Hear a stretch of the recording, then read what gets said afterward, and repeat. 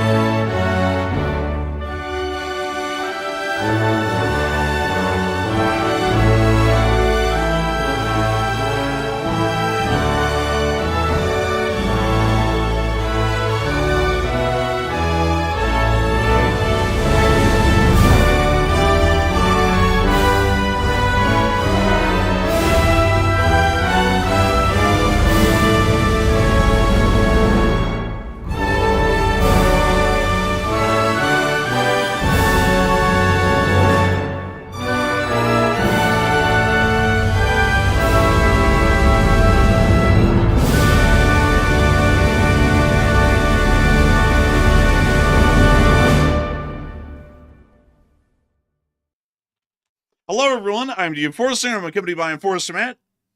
And good evening, folks. It's Enforcer Matt, and welcome back to day 1457 of the War News stream. And tonight we got some more big news. We've seen that Poland has now ordered a full evacuation from Iran amid the war threats and obviously the upcoming imminent attacks. We've also seen Ukraine launch absolutely massive strikes on Crimea tonight, striking Russian military targets. And also, another big one, Belarus has apparently begun a minor draft near Suwalki Gap for some unknown reason. And we have very big news, and it's good to see you all once again. And of course, we're going to be covering the past 24 hours of news from around the world, as we have been able to hear significant developments once again from the entirety of the globe, including the Middle East, Eastern Europe, East Asia, the Western European region, and also the eastern part of the United States of America, as we have been able to get some significant news out of the U.S. government once again today. Over the past 24 hours, we have seen that the Russian Federation's corvette, the Stoiky, has joined the Islamic Republic of Iran in naval exercises dubbed Control the Strait, currently being done within the area of central and northern regions of the Strait of Hormuz.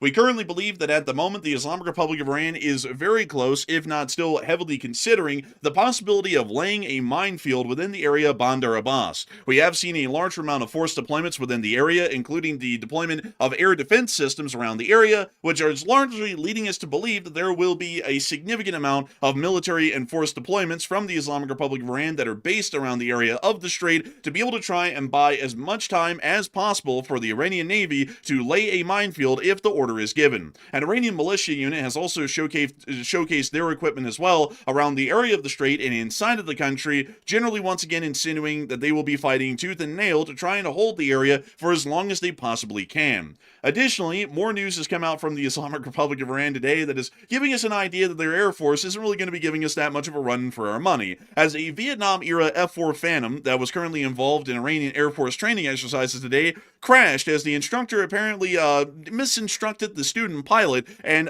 they ended up doing this thing called running into the ground and exploding. From what we understand, the student pilot and the instructor were both lost in the crash, and the F-4 has been, and I quote, shattered to pieces. The Islamic Republic of Iran has also seen another explosion occur within their capital in the southern suburbs, and we've also seen that they are continuing to make absolutely no movements whatsoever in concessions on nuclear weapons technology or missile developments inside of Iran. Additionally, the Iranians do appear to be in possession of some form of electronic warfare systems and are still trying to move these around the country into the most advantageous locations before the strikes begin. We've also heard, according to U.S. officials, that it is believed that strikes may be happening soon, and according to Russian intelligence from the FSB, which we all know that Russian intelligence has to be some of the latest and greatest on the planet, they have also stated that it appears that the U.S. might actually bomb Iran soon. It's either due to their absolutely amazing intelligence capabilities or due to the fact that the amount of U.S. forces that are currently within the Middle East is such a large amount that just the weight of them alone is shifting the orbit of the planet. One way or the other, the Russians finally figured it out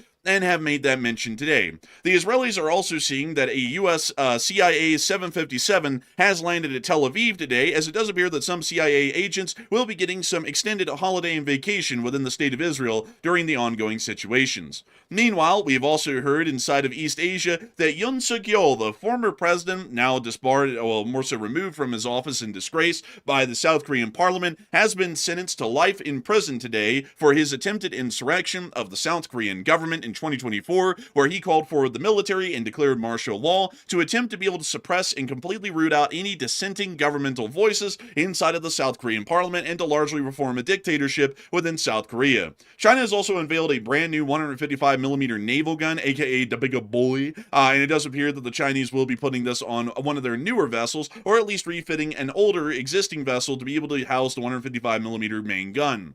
Meanwhile, inside of Europe, we have been able to hear that a ship has been seized today near to the area of Aalborg in the northern part of Denmark, as it appears that the 600-foot-long container ship has been alleged by the European Union to be carrying sanctioned cargoes from the Russian Federation. This is the very same action that the Russian Federation stated if it happened again, they were going to be sending the Russian Navy around Europe to harass European shipping and to try and seize any vessels that may be affiliated with NATO states, simply as a reprisal. The United Kingdom of Great Britain and Northern Ireland has also announced that they will not be allowing the United States of America to use the Diego Garcia Island as a basing point for military operations against the Islamic Republic of Iran, as the rift between the United Kingdom and the United States in terms of strategic cooperation is continuing to grow on a day-over-day basis.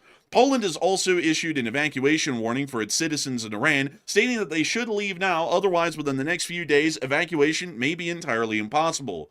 In Belarus, we've also heard that conscription orders are now being given and military summons are being issued to largely the entirety of the male population around the area of Grodno, which is just several miles away from the strategically important Suwalki Gap. It's believed at the moment that the Belarusians are attempting to bring these men into limited military service for a period of a month and a half to 2 months to be able to take a crash course in infantry training. So if a war breaks out, which the Belarusians must be getting some information that it may be breaking out in the future, the Belarusians at a minimum will be able to defend their territory against NATO counterattacks, or at least try their best to defend against an upcoming NATO counterattack. Defending against a NATO counterattack is largely impossible. We've also seen that the Ukrainians did land a fairly large hit on a refinery within the area of Luki, within the area of the Pskov Oblast, which appears to have taken somewhat significant damage. The Ukrainians also hit some targets within Crimea as well, with air defense fire being reported over Kerch and Sevastopol, and we did get the proof of that little fast patrol boat of the Russian Federation's being burned down to the quite literal waterline area. Ukraine has also been able to retake additional ground today on the Zaporizhia front and has inflicted some pretty decent losses onto the Russian Federation's armed forces over the course of the past 24 hours. And of course, folks, as you can see, we do have a pretty decent amount of news. We're going to be making sure... Well, you actually forgot one thing here. You forgot one thing. Also, by the way, out of all this stuff happening, by the way, the U.S. has vowed to release and declassify and also tell the American people about everything about UFOs, UAPs, and extraterrestrial life in the midst of all this other stuff. So it turns out they do have the ability to declassify when they want, but we're hearing about the aliens first. Another big story. Damn, and still no Epstein stuff. It's like, wow, it's like aliens before that. That's like everything happening before GTA 6 gets released. I mean, really something right there. But anyways, with that in mind, folks, it is time for us to make sure to get on into all of the news that we have tonight, starting with our largest stories first, and then working our way on down into the smaller stories throughout the night. And that's going to be taking us immediately and into the Strait of Hormuz. The Islamic Republic of Iran, for about 3 straight days now, has been conducting a military exercise within the Strait of Hormuz called Operation Control the Strait. According to information that we have right now, this has somewhat affected civilian traffic within the area of the Strait of Hormuz, as most international vessels are generally skirting along the very southern part of the Strait of Hormuz and are not venturing into the exclusionary zone that the Iranians have declared around Hormuz Island and Larak Shafri, and also generally into the international waters in the median line inside of the Strait of Hormuz, as they are still conducting their military exercises as of today. These military exercises do include live fire demonstrations where the the Islamic Republic of Iran's armed forces do conduct live fires of rockets and missiles onto targets and drones within the area of this naval exclusionary zone. The only vessels, I want to make sure to point this out because some people will be like, well, wait a minute, there's some vessels right here. These vessels, from what we understand, are all Iranian in origin, and therefore, for this reason, they're generally allowed to anchor within this area, which is an anchorage, because there is literally nowhere else for them to go at the moment. So they're kind of hanging out somewhat in the exclusionary zone, but every vessel that is currently within the area of the exclusionary zone is an Iranian vessel. Everyone else is having to pretty much hug the coast of the United Arab Emirates and Oman and skirt around the area of the military exclusionary zone. We also were able to confirm today that the Stoiky, after being refueled in Bandar Abbas, was Stoiky for military operations and did go out today into the Strait of Hormuz to join the Iranians in what can only be described as the most impressive and fantastical military operations seen in the history of humankind. Let us look at the absolute awesome firepower and display of the Islamic Republic of Iran's Navy and the Russian Navy, or at least the Russian boat that they sent down here to take part in this exercise. Here we can see in what appears to be 480p footage, which is Iran's highest quality camera footage, the flight of what I assume to be a Sea King helicopter flying over an Iranian support vessel. By the way, folks, I want to make this clear. These are actually the vessels that we would believe would lay minefields in the Strait of Hormuz, as they have a significant cargo carrying capacity, and due to the flatter shape of their upper deck, they would actually be able to just quite literally push the mines right over the side of the ship with their tethers. So it'd be a fairly easy operation to conduct, and as we have seen in prior decades, the few times that the Iranians have ever tried to lay a minefield, like in the Iran-Iraq War, they used these very ships or very similar designs to lay those minefields from back then. We can see them flying over. We can also see that little stealth catamaran over there on the right. It's not stealth, by the way. Just want to make that clear. That's the battleship, by the way. Also, by the way, I don't see any evidence of the Chinese Navy anywhere out here. Like, outside of that one Russian ship, I think all of these are pretty much Iranian, outside of that one Russian Corvette-class vessel that's hanging out here, I think. Wait a minute. Oh, yo, it's the Stoiky Doiky. There it is over there. It's right over there. There it is. Yeah, what's wild about that is that ship is actually almost the same size as most of Iran's ships, it looks like. Yeah, that doesn't really instill a lot of confidence in its firepower, does it? No, and also Iran primarily uses fishing boats with 50 cals, so this is not a good sign if Russia's best example of their fleet is to send out this thing. And also, by the way, folks, I think if I pull this up, I believe that the Iranian ships, the largest one that we're seeing right here, is an Olvan class corvette or a destroyer, and I want to make sure that I'm correct on that. And it actually appears to be that very ship. Let me show it to you all here really quickly. This is the Olvan. Well, actually, let me just close down the screen right here so that way I can attach this as a tab. This is the Olvan. You can tell because of the larger exhaust port that they have right back there, or the smokestack if you want to call it that, and also the very distinct profile of the bridge. That is 100% an Olvan class, and this is the largest vessel that the Iranian Navy has to muster. Everything else generally gets into speedboat categories pretty quickly. They also have the Muj class, which is a little bit smaller than the Olvan class, and then after that, we're quite literally getting into what is minesweeper territory in size and firepower, and it gets even worse than that, like the Command class, which is basically literally just a motor torpedo boat or a motor anti-ship boat. Not really anything that would be that dangerous for the U.S. Navy or anyone else to deal with. So the Russians sent probably the most comparable or equivalent vessel that they could have, which is the Stoiky Doiky, down here to get involved in the military exercises. We can now see the helicopter flying around. We can also see them using some sort of a computer screen to show where some of the naval exercises are being conducted, which is generally within the Gulf of Oman on the eastern side of the Strait of Hormuz. And we see them saying, you'll see we want to control this whole thing. Now we can see a video from the bridge of, I believe, an Alvan class corvette, or a destroyer, if you want to call it that. It's not really a destroyer, but we can also see them here. So what was their goal with this? Because all they're doing is pretty much just sailing around. They're pretending to look at maps, like they don't know how to navigate around their own coast, which is kind of crazy. But at the same time, it's like they're not really live firing. They're not really doing much of anything. So I mean, what was even a goal here? So the reasoning behind this was that this military exercise is supposed to generally like telegraph or generally work off of a simulation that they're trying to actually control the strait and blockade it, so that way they can lay a minefield. So generally it's more so about area control capabilities than actual live fire exercises. So it literally is just a seafaring exercise of, can we go out into the strait, hang out there for a little bit, maybe shoot at one or two things, and then leave and go back to port immediately. That was basically the whole premise of the exercise. I can see why China opted out, because it seems like a waste.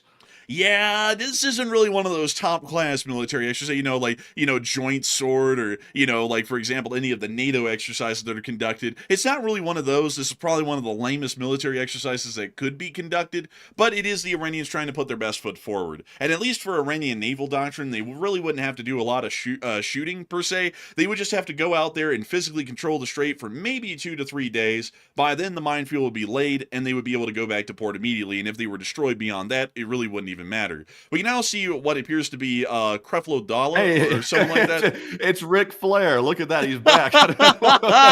Let's see. Pull up a picture of that guy, by the way. Pull up a picture of Ric Flair. I think he was a WWE wrestler. I only know the guy from, like, there was a famous picture out there a while back, but this guy looks just like him. Like, it's really crazy. Like, the similarities here. Like, it's him. He said, woo. Look at him. Go back to that picture of the Iranian for a second. This is crazy work.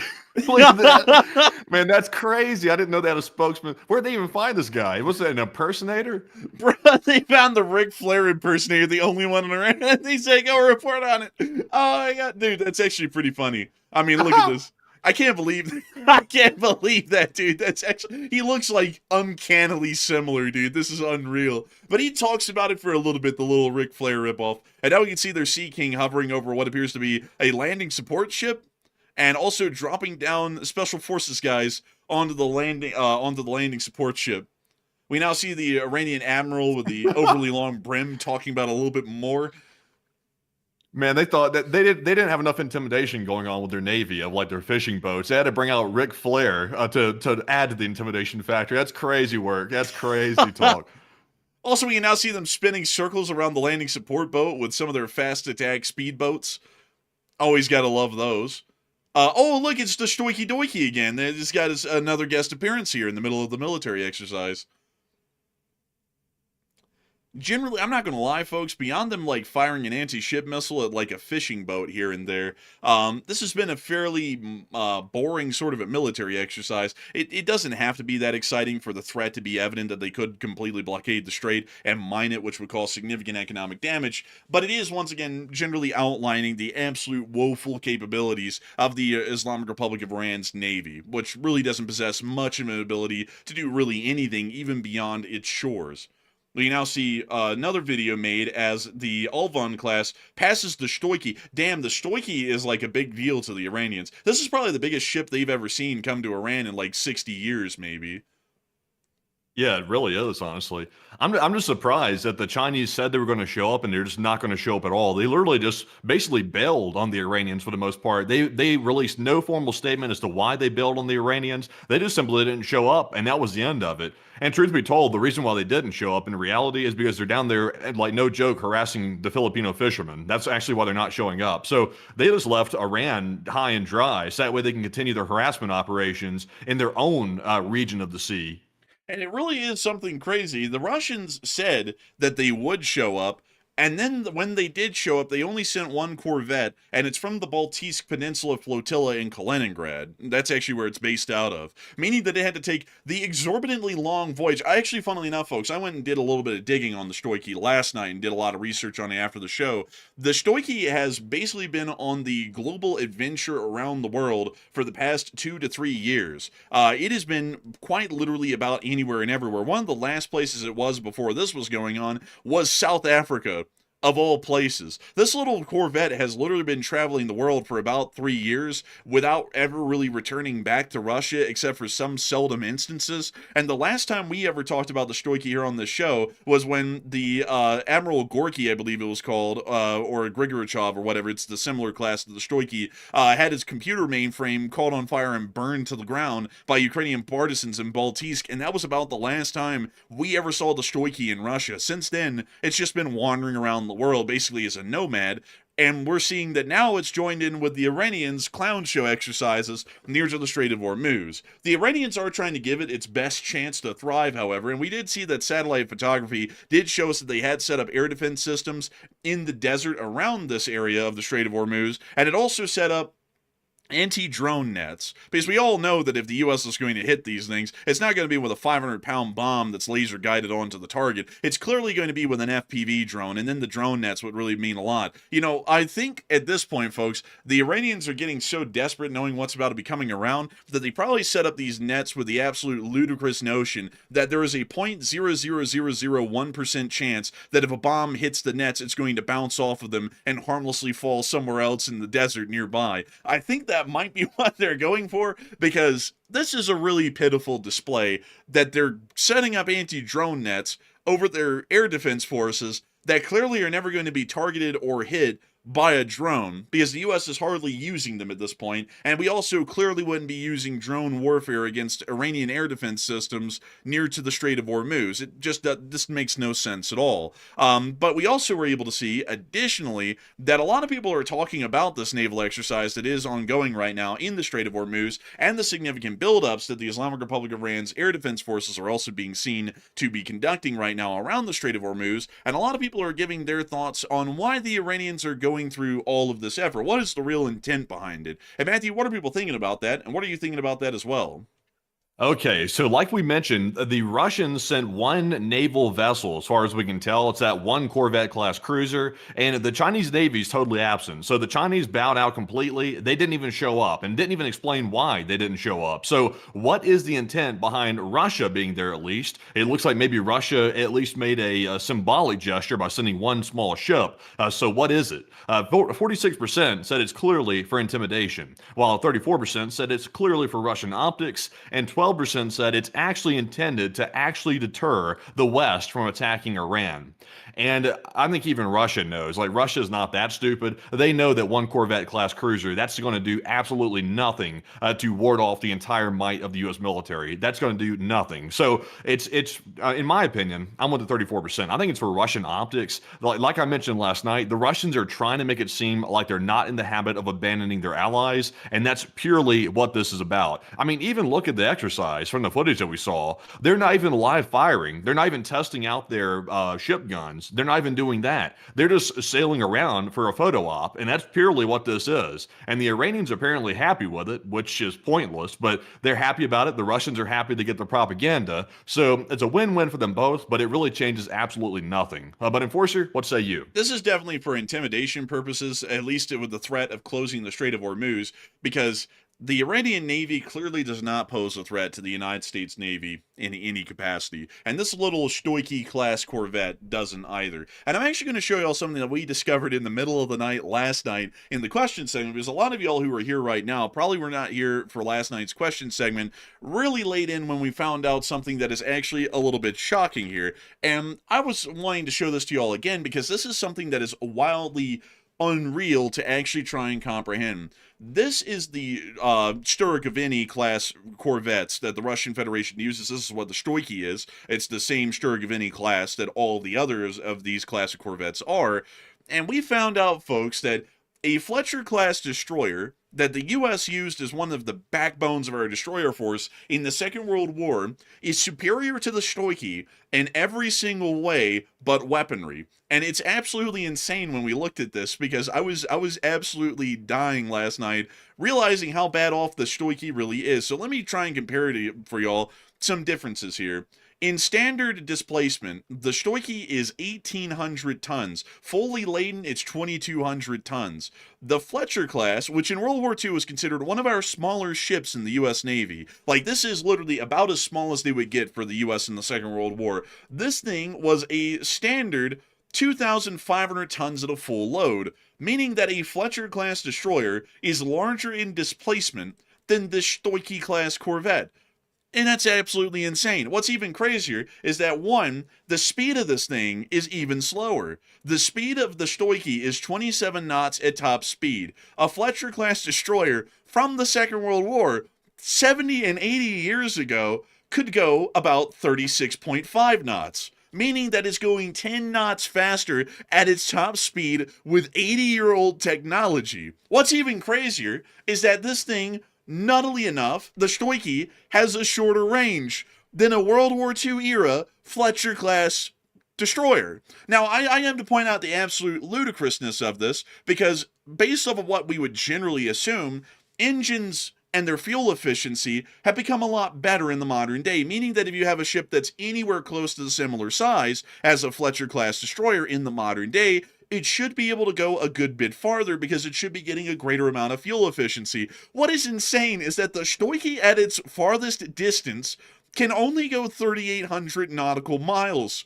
A Fletcher class could go 5,500 nautical miles and also do that distance faster than the Stoiky could at 15 knots versus the Stoiky's 14.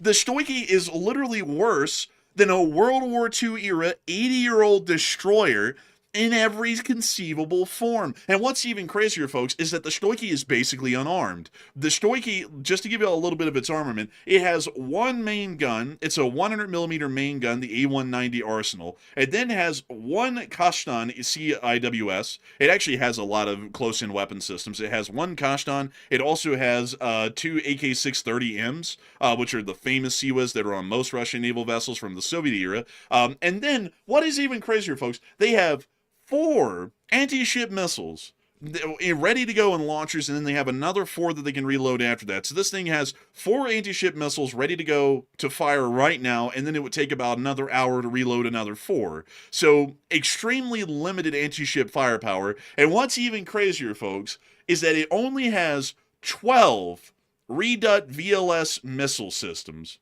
12 of them. And Arleigh Burke would have about 90 or so. This thing only has 12. So in terms of air targets that it can intercept and shoot down, it's basically non-existent. And in the modern day, this thing poses absolutely no doctrinal role rather than just letting the Russians claim that they have a ship in an area. It's so underwhelming in terms of its performance, its displacement, its range, its speed, and its firepower that this thing cannot do a thing. It will literally do nothing to anyone. 4 anti-ship missiles would be shot down by an Arleigh Burke like it was a normal Tuesday. As a matter of fact, the Arleigh Burkes were shooting down more than these that the Houthis were firing at them about a year and a half ago. Also, this ship would be woefully under-equipped to not only fight the U.S. Navy if it wanted to, along with the Iranians, which are also this woefully under-equipped. The Russians would then have to go all the way back to a Russian port to rearm. The closest one to Iran is Vladivostok, which is about 6,500 nautical miles away, which one is out of the range of the Stoiky, meaning that it would have to stop somewhere along the way to try and get some fuel, which no one would allow at that point because the U.S. would officially be at war with Russia, and no one would want to catch the smoke of the United States by letting a Russian ship moor at their harbor. And secondly, this ship would have to pass by all of the U.S. forces that are in between Iran and Vladivostok. That includes all of the U.S. naval, air, and also army assets that are in South Korea and Japan, the naval and air assets at Okinawa, the naval and air assets around the Philippines, along with the naval and air assets that are based out of Guam, a little bit farther away, and also all of the U.S. naval vessels, like the USS George Washington Carrier Strike Group, that are just hanging out in Japan. So this thing will not do a damn thing, because if they tried to, they would be destroyed outright. So the Russians are really here more for a propaganda coup to make it look like they're supporting their allies, but in reality, they're not going to be able to support them at all. And I believe that the order would probably be clear that they're going to try and confront the United States, but if the United States calls the bluff, they're going to back off and do nothing. Otherwise, that corvette and the 90 little Russian Gopniks that are on board are going to be at the bottom of the sea by the next hour after that action is made. So With that in mind, we do understand, though, that there is a decent amount of intimidation factor going into this, at least on the Iranian side. The Russians really don't count in this whole picture. That little Stoiky Doiky boat is basically pointless. But the Iranians do have a little bit of an intimidation tactic going on here because of the Iranian air defenses that we just showed on satellite picture that are being set up around the coastline. The Strait of Hormuz is a really tough spot to dig into and get involved in. And the reason why, folks, is because it's an incredibly small little area. The Strait of Hormuz, as far as the international waters go, is only about 30 miles across, and the closest Iranian land holding in the Strait of Hormuz is right here on the island of Larak, the Hormuz Island, and also Kashim, which is this larger island over here to the west. These can house and operate, along with the coastal artillery batteries, anti-ship missile systems that, as far as naval engagement terms are concerned, would be at point-blank range against U.S. naval vessels if they tried to enter the area. Not only that, there is air defense covering these anti-ship batteries and also the Iranian Navy as well. To quickly lay out why the Iranians are so woefully under-equipped, but they still pose a threat to the United States would have to draw up and execute a battle plan to be able to destroy the Iranian Navy when they start laying a minefield, or to preemptively strike them before they can lay a minefield. Creating those sorts of plans usually takes a couple of days, because they have to be able to factor in a whole bunch of information, and they also have to wait to get that information. So they have to get the information from the CIA, they have to then confide with the top officials of the Department of Defense, they then have to make sure that aligns with the president's ambitions in foreign policy. They then have to take all of that into consideration. Then they also have to try and conduct their own reconnaissance flights in the area, the Navy, the Army, and the Air Force, and so on, and figure out what is here, and then get further information provided to them by satellites of the Space Force. Once they have all of that, then they get into actually taking their own assets, so the air squadrons on board the Abraham Lincoln, for example, and they start saying, okay, at this specific moment in time, all of these aircraft are going to take off, they're going to loiter around the carrier, they're going to wait for these other aircraft from this other squadron to take off, then this little joint force is going to fly towards this area and conduct suppression of enemy air defense operations. And the thing about U.S. military planning is that while we know that Iranian air defense is completely incompetent, and that Iranian anti-ship missile defenses are woefully outdated and incompetent, and that the Iranian Navy would be an easy one to deal with, the U.S. does not work off of those sorts of assumptions and givens when there is any military planning involved. We always work off of military planning as if we are fighting ourselves in a mirror, basically a comparable force. And because of that, we would say, well, there's air defenses in the area. That generally blocks out air activities against the Iranian Navy for now, so we would have to deal with the air defense systems first, then we could deal with the Iranian Navy, and then after we deal with the Iranian Navy, then we'll have to strike the anti-ship missile batteries that are along the Strait of Hormuz. And all of that could take days, and that's generally why, right now, the Iranians do pose a threat to the United States, although their Navy completely sucks and would not stand a chance against us in an actual battle, is because due to the amount of time it's going to take us to be able to prepare for strikes on the Iranian Navy and strike them, they do have that time to be able to lay a minefield in the Strait of Hormuz and then try and protect it with their air defense and anti-ship missile systems. If they can do that, demining the strait's going to take a while, possibly weeks or months, and if that happens, it's going to start causing significant damage to the global oil markets, and as a result, by default, the global economy, including the United States. So for that reason, that's why we're kind of still treating this a little bit with white gloves, and we're trying to be a little bit careful about this, because if we operate our cards wrong at the moment, the Iranians could try and get a jump on us and harm us economically, although that wouldn't stop them from their conventional destruction later when we obliterate every part of their armed forces. And a lot of people are wondering, at least at this moment, that there's a little bit of a something going on out there, and something that's a little bit interesting. The Iranians have basically said, and they're still saying today, they're not willing to make any deals with the United States of America. But the President of the United States has now stated that the Iranians have at most 15 days, so 2 weeks, to reach a deal. It's the 2 weeks thing. Let's give it up for 2 weeks. How many 2 weeks have passed, Matthew? At this point, I'm not even really sure. I judge my life in 2 week spans at this point. I'm just 2 weeks this, 2 weeks that. Whenever they say, oh, your payment's due, I say 2 weeks. Whenever they say it's time to like sweep the front porch, 2 weeks. That's what I'm doing on everything now. 2 weeks. 2 weeks is the big thing these days, folks. 2 weeks, a pay period for most people at a job. We're back to the 2 weeks deal. It's 2 more weeks. I remember it was just a couple of days ago, folks, before the 17th, that the president said that the Iranians were dying for a deal. And they're dying for a deal so badly he's having to extend the deadline for another 2 weeks for them to die to make that deal. I gotta just say, what the hell, what is up with this, I'm just gonna have to be straight up. What is up with the insano 2 week shit? Why don't we just get to doing what we need to do, which we all know we need to do, which is to get to this already and get it done? We're basically buying. Well, you got to be careful though. Because 2 weeks doesn't really mean 2 weeks. It's kind of like saying I'll be there in a minute. Like when you tell somebody that, you don't really mean a minute. Like it's either about to be an hour or it's about to be 30 seconds. It's never like a minute. Saying 2 weeks, that could be the next few hours. It could be the next few decades. I mean, 2 weeks basically means not that. That basically means it'll happen when it happens. That 2 weeks never actually pans out pretty much ever. So I wouldn't put much stock into the 2 weeks thing. Yeah, maybe it's not a good idea to put a lot of stock into the whole 2 weeks thing, but I would have to say, folks, it's absolutely insane to hear 2 more weeks again. I mean, hell, if he was actually working in the election off of what he was been saying since he was president, he ought to just run his election on the slogan of 2 more weeks. And I think that would have been fairly appropriate for what we've been seeing in foreign policy for the past year and 2 months. 2 more months, 2 more months and it'll all be over. But anyways, moving on from that. It does appear that a lot of people are talking about whether or not that is a good idea at the moment for the United States to limit that. And also on top of that, we have been able to hear that the U.S. is apparently considering some form of a limited strike option to be able to see that they might encourage the Iranians by bombing them to then agree to U.S. demands before they go into a multi-week-long airstrike campaign.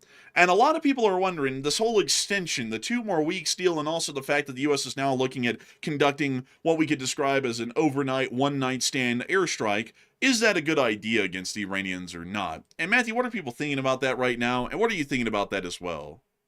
Okay, so what do you think about this? Is this a good idea? Because reports are claiming the U.S. is considering an initial limited strike on Iran to force a deal to make them come to the table. So what do you think? 51% said no, that will be a big failure if they try to do it that way, while 25% said yes, that is the way to go, and 16% said it could work, but I'm 50-50.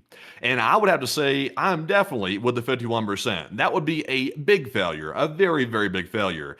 Iran is not confused about the U.S. capabilities, and that would be the only reason you'd want to do an initial limited strike is if you believe that somehow that will intimidate the enemy into a surrender. That will not work with Iran. They've already seen the power of the B-2 stealth bomber. They've already seen that during the 12-day war when we struck their nuclear sites. That didn't faze them very much. Also, they saw the full impact of Israel and their fighter jet forces over their airspace, basically using it as their playground with very little opposition from the Iranian air defenses. So Iran is not confused. They're just insane.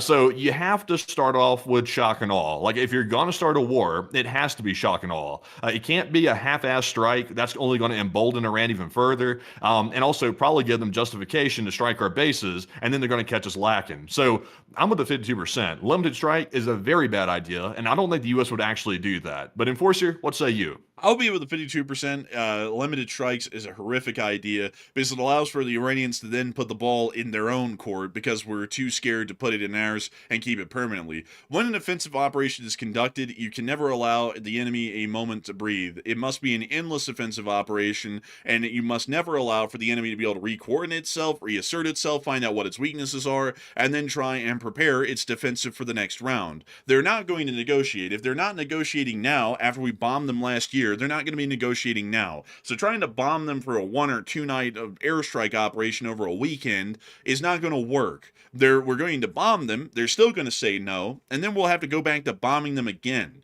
So why would we do that instead of just bombing them endlessly until they're bombed into oblivion? As far as the Iranian government is concerned, that would seem to make the most sense to me. And on top of that, another thing is that every single military operation or war that the United States gets involved in cannot always be a 1 hour or 2 hour operation. This isn't primetime television. We're not looking to fit it in the length of an episode or a movie on some television channel and then have it round out. Some of these things take time, and obliterating the Iranian government is going to take a little bit of time. It's probably going to take a couple of weeks, maybe even a couple of months.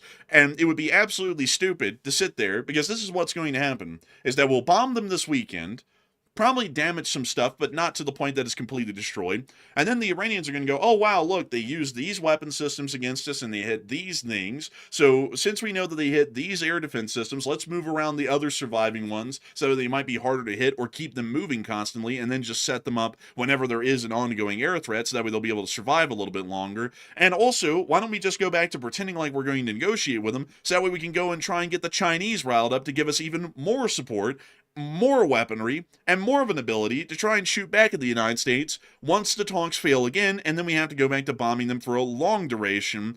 That would be inevitable. Then that wouldn't make any sense at all. I'm not telling y'all up front, if the U.S. does that, and it's like a 1 or 2 day airstrike campaign, it's going to be an unmitigated disaster what comes afterwards. I will tell you, and I can also say this, that 1 or 2 day airstrike is going to be absolutely sublime looking. It's going to be planned out perfectly. They're going to hit all of the targets. Not a single U.S. aircraft will be lost. It will look like it went swimmingly. And that's not the point, because a lot of people are going to be going after the fact, oh, it went so well, and you're just criticizing the U.S. for nothing. You hate America. And it's like, no, I love the United States of America, but I also have the brains to know when something's stupid. And just bombing people for a day or two in the Iranian government is not going to get them to change their mind. Because we bombed them for a day last year, and look how little it's changed their minds today. They're still saying no to everything they were saying no to a year ago when they were bombed.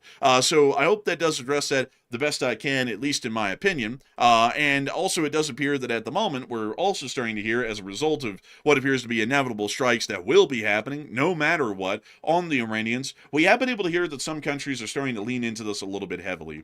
We were able to hear that the Russian Federation's government has issued the statement to the Iranians. The Iranians didn't know this. Nobody knew this yet. This is news, folks. They got the jump on it.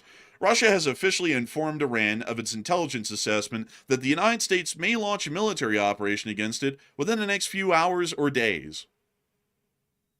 Man. And where did we hear that from? Well, apparently from the Russians. Oh, wow. So I got to say, the Russian, the FSB, folks, is really on top of its game. I mean, who in the world could have ever, had an intelligence agency that would be smart enough to say that clearly the U.S. is planning on striking Iran soon? I mean, it's not like we said that yesterday, and it's not like right now, if we look at Flight Radar 24, there's still a conga line of U.S. planes flying into the Middle East and back out.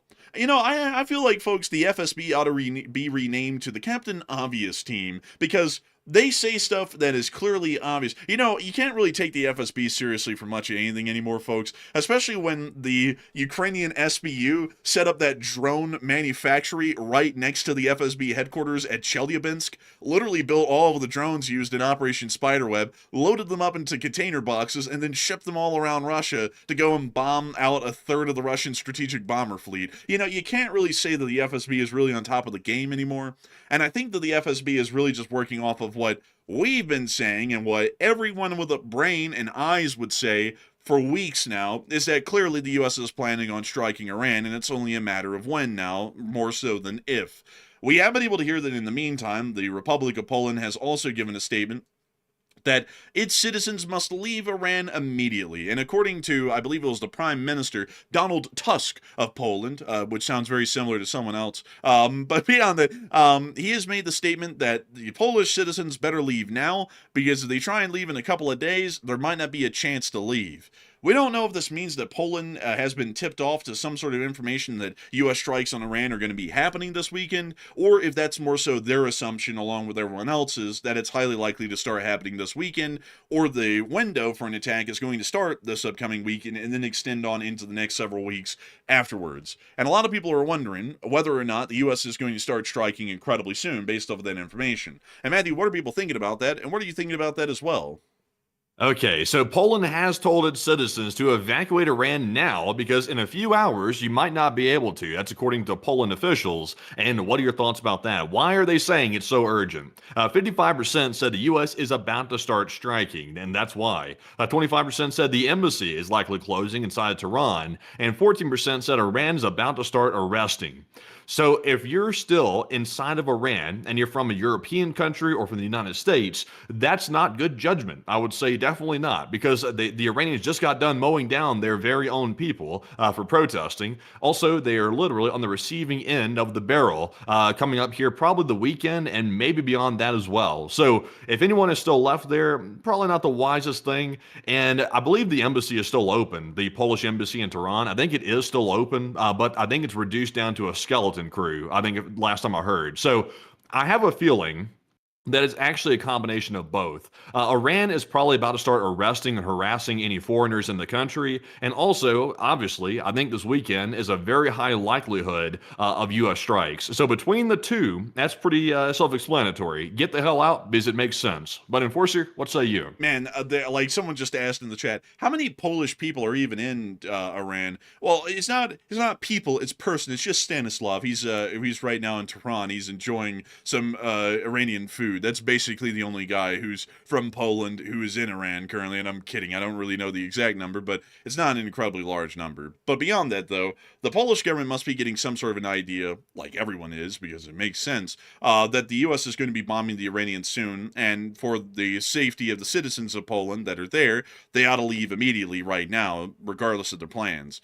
So I would say that I think that they are getting an idea the U.S. is about to start striking, but I don't think the U.S. has told them anything because the U.S. has been taking a fairly hostile position diplomatically to Europe. So I don't believe the U.S. has gone out of its way to tell Poland or anyone else, hey, by the way, we're going to be bombing Iran this weekend. I think it's more so that the Polish are generally assuming at the moment that there is going to be an airstrike on Iran probably this weekend, or the chances for that are going to be starting this weekend. And so for that reason, they're trying to tell everyone to get out before it's too late, before the U.S. starts conducting airstrikes, whenever that may be. So I hope that does address it the best I can, at least in my opinion. And moving on from that, we also been able to get some additional news as well from around the strait, as a pro-Iranian Iraqi militia group has published a video of their underground tunnel hosting drones and other types of goodies. We don't really know where they are, but it was kind of a little bit believed that they might be somewhere in Iran itself and possibly along its southern coastline. So let's take a look at what they got. They start off the video poorly. The lighting in every single frame is terrible. We're now looking down what appears to be a cavern to hell.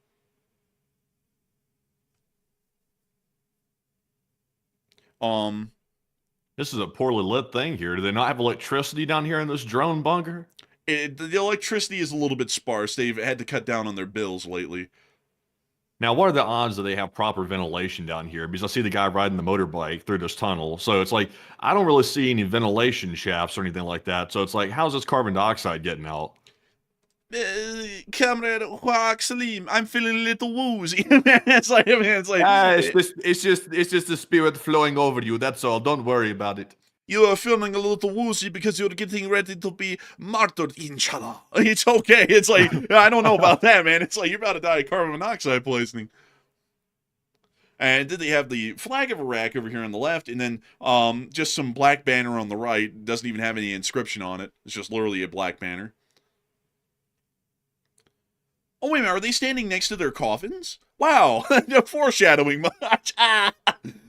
That's the cases for the drones, by the way, folks. But it kind of did look like their coffins a little bit.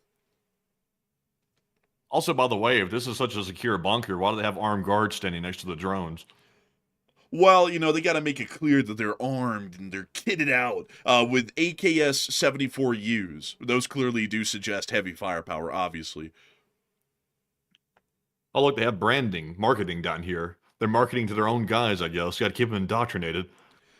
Buy outer, like we shall wipe out the infidel inshallah merch today. Link in the description, man. Like, bro, they're about to start plugging merch here in a second, or they're about to have a sponsor. They'd be like, how much? When do you think we're going to get bombed out by the U.S. Air Force? Well, now you can bet on that, like or something like that, with a certain betting app. But anyways, moving on from the Islamic Republic of Iran and all the developments that are kind of going on around that area, we also have been able to see that the Iranians have been struck with tremendous tragedy today. A horrific one, as a matter of fact. We have been able to see that an Iranian F-4 Phantom has crashed today. The Iranian police were on the scene, conducting an investigation. Oh, they brought out SAR. You know it's trouble. Man, isn't This that is like the disease? town crier meeting out here. They've got like a whole bunch of guys just standing around yapping. They're like, oh, look, it's the F-4. This is a bad start, by the way.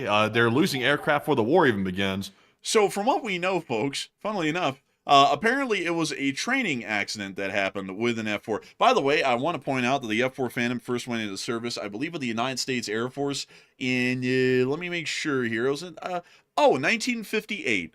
So it's about as old as the Korean War, so a little bit old. But here it is, right here. Let me show you one. That's an F-4 Phantom, and this appears to be an F-4E because you can actually see the little spot under the nose cone right here where it has the 20mm N61 autocannon mounted under the nose cone.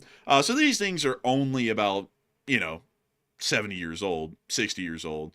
Not that old, it's not that old. I mean, come on, guys. But beyond that, from what we've heard, apparently it was a training accident that happened because a training pilot was in one of the seats in the cockpit along with a student pilot, and apparently the instructor did a little whoopsie-daisy called telling the student pilot to fly that bad boy into the ground and shatter it into a million pieces. So we understand that the instructor and the student are dead, and the pilot, well, the aircraft has been completely lost, of course.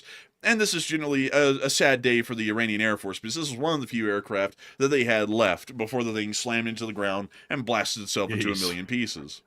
Also, by the way, this is such an old plane. Like this F-4 Phantom. This is the F-4, right? This is Yes. Phantom. Yes. This is an old ass plane. I think the last time it was used in a U.S. combat setting, I think it was like 1995 or 1996. This thing hasn't been used in like 30 years. Like it's been a long time since the U.S. has actually used this thing. It's basically a museum relic at this point, and they're using it like it's a prized possession. But unfortunately, though, the Iranians don't treat their museum pieces very well because they've lost Tomcats. Those poor Tomcats, I tell you. Also, they've lost now a Phantom, and they're losing them not in war, where it would be considered like a decent loss because at least you went down fighting. They went down in a training accident, which is pretty bad. Apparently, they're not training very well. So in a real scenario, I don't think they're going to last that long. So actually, funnily enough, the F-4 Phantom only had a long service life in the United States because the last ones that we were using were the F-4 Wild Weasels, which were specifically designed, let me see if I can pull it up, F-4 Wild Weasel.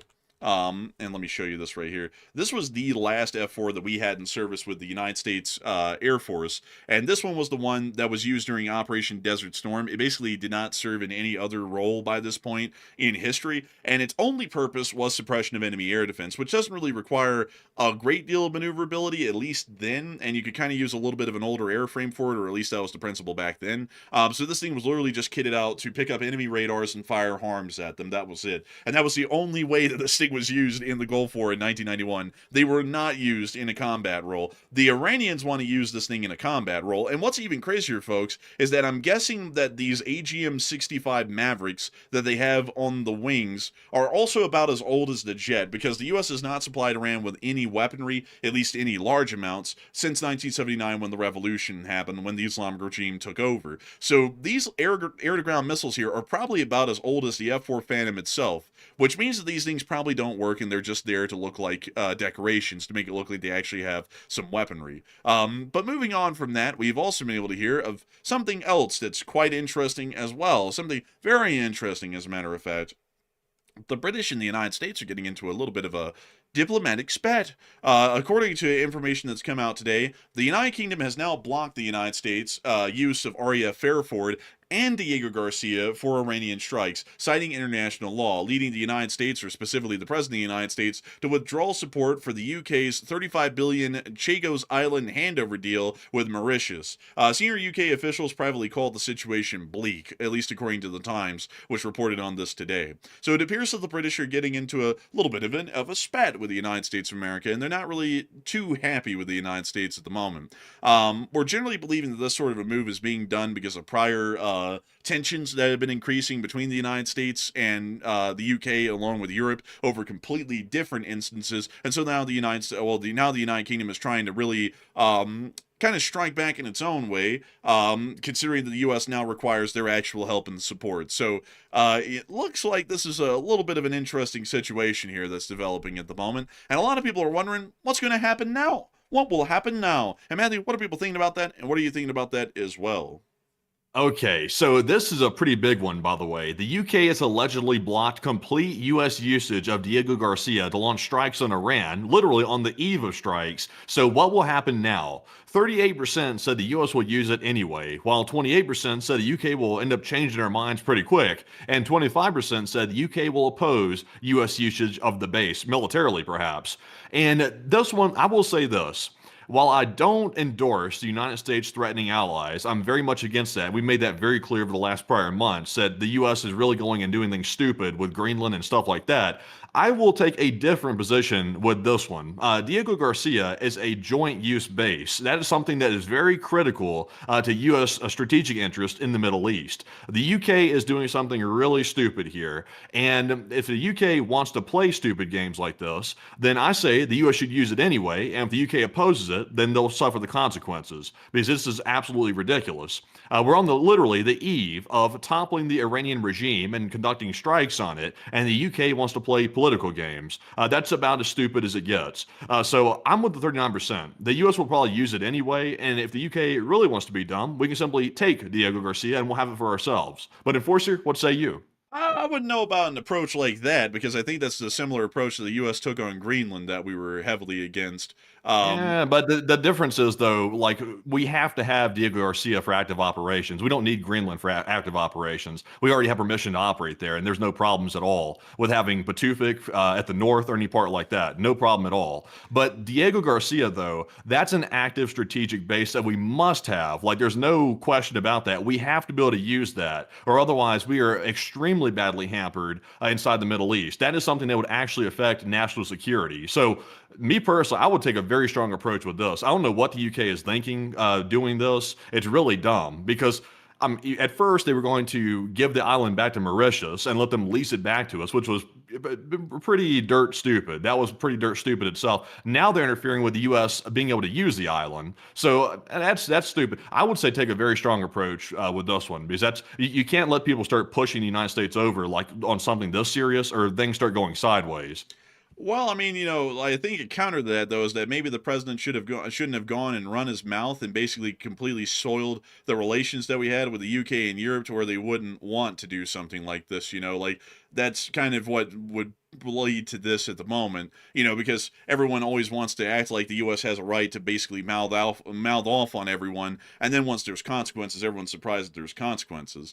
Like, at the moment, I would say that, the U.S. kind of stepped in this, and I'm all for the United States and all for American and Western interests, but at the moment, this is generally a fight more so a spat between the United States and the United Kingdom, because of the endless insults and poor treatment that the U.S. government has given to European nations over the past year and 2 months. So, I would say that it's not great at all. I would say this is absolutely horrendous, but also using someone's bases, which just doesn't include just Diego Garcia. This also includes RAF Fairford within the very territorial borders of the United Kingdom, which is also barred from use at the moment by the United States. This seems to be more so of a counter by the British for the endless insults that the Europeans are basically useless and pointless, and that we don't really need them. And something, folks, what's crazy is that I actually said this a long time ago, and people didn't believe me back then. then, and people want to say that I was just lying and trying to degrade the president because haters are haters. But I said, if you insult the British and the Europeans a lot, you're not going to have the jumping bases and the jumping points you need to be able to get to the Middle East. And everyone back then went, oh, that's bullshit, we'll find a way. And now they're actually doing it. And that's what happens when you generally piss on allies that you actually need, because they're not completely useless and stupid and wormy. They actually have good purpose. And I would say that right now, this isn't a good situation, but at the same time, then going further and then threatening to annex a British island and then possibly even use British air bases without Britain's permission is basically an act of war at that point, exerting sovereignty over territory that isn't even ours. Yeah, but the problem is though, like I do agree with you. Like what the U.S. has done in the past, like threatening Europe and also threatening to basically leave NATO and leave it high and dry, that was really dumb, and we called it out when they did that. That was stupid. Also, the whole Greenland, Kofefe, whatever you want to call it, the whole Greenland situation, that was unnecessary as hell. We already have access to Batufik. We already have access to have bases all over Greenland if we want to have it. Denmark's given us permission, and Greenland agreed to it as well. So there was no problem with that. But Britain is taking an entirely different approach. They are actively opposing us from using an active base that we have to have. We cannot use anywhere else for it. We don't have anywhere else. We have to use that island in the Indian Ocean. And if we don't have the island, then we cannot achieve our objectives in the Middle East. So that's, to me, a lot more serious. I'm surprised the UK would even do something like this, because that is something that will actually force a response. So putting aside all of the other stuff that's happened with Europe, what is your solution to what we do right now? Because if the UK is going to try to block us from using the island, then what do we do in response to that?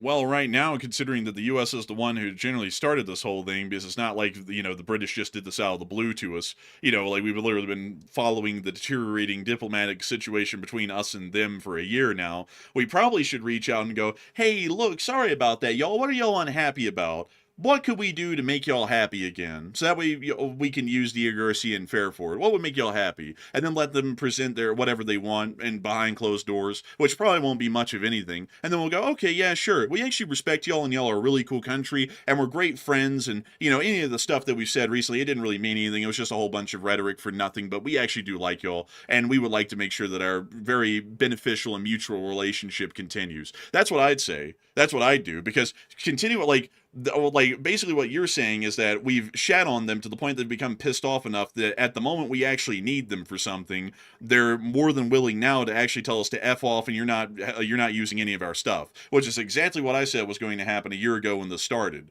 And so now we got to reverse that. They're digging in further and then going, we will annex Diego Garcia and take British sovereign territory from them, from another nuclear armed power, and then also use RAF Fairford within the United Kingdom without their permission, is not a good move. That's largely just insulting the Europeans even further and then growing the rift to an even farther degree.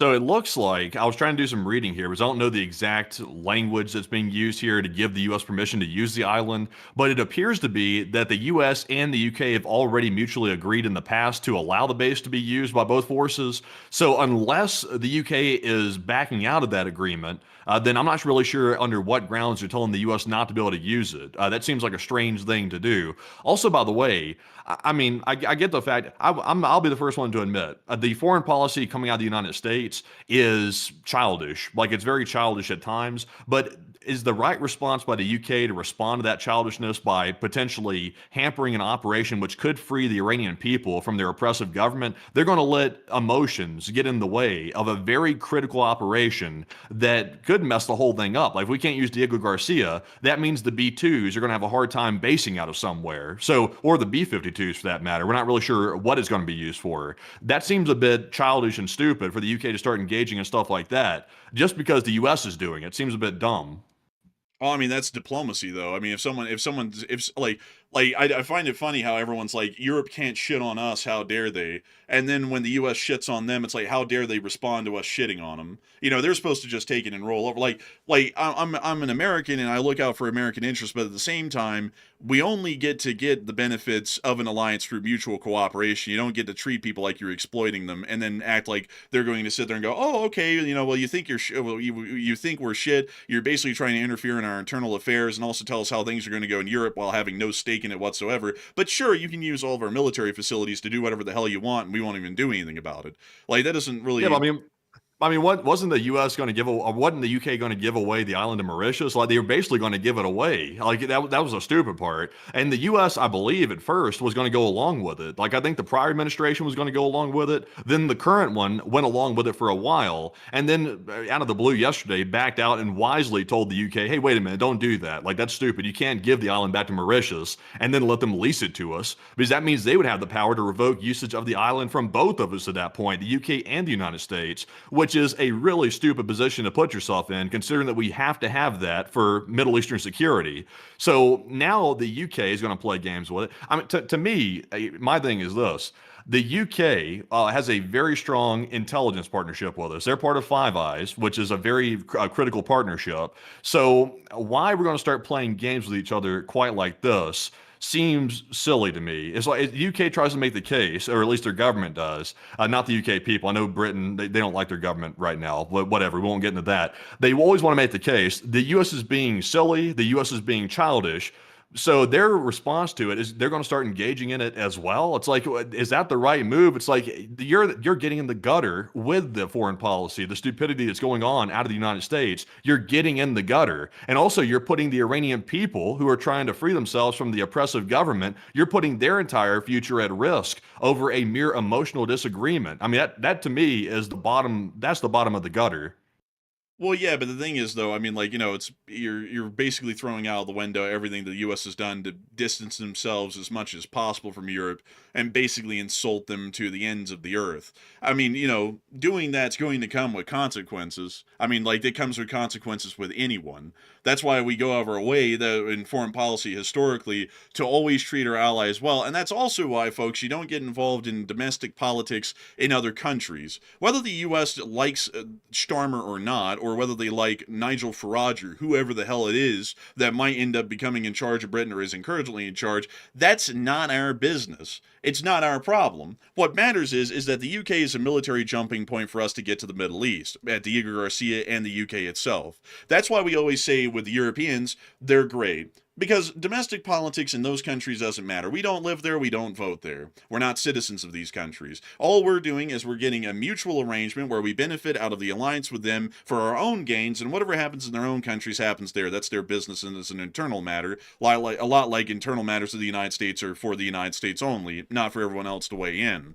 And with the U.S. over the past year doing this, I said it clearly, and a lot of people are now unhappy that it's happening. I said, if we piss on these people's heads enough, Europe is not completely useless, and they are going to eventually start hurting us where it really counts. Like, for example, cutting us out of even basing forces in Europe to be able to then move into the Middle East and elsewhere around the world. And it looks like the British are now doing that. So instead of going even further and completely destroying our relations with the Europeans by annexing the Diego Garcia island chain and then operating out of a British airbase on British soil without their permission, maybe we need to back off of the absolutely horrific foreign policy approach that we've had so far and just tell them, hey, look, everything that we've been saying, it was just, it was in the spur of the moment, heat of the passion. We don't really mean that. Y'all are great folks. Why don't we just get along together? The Iranians pose a mutual threat to us all, and why don't we just let bygones be bygones and once again restart our great relationship that we have with each other that is economically and strategically beneficial, and let us go take care of what we need to in Iran. I think that would be the best way to do that.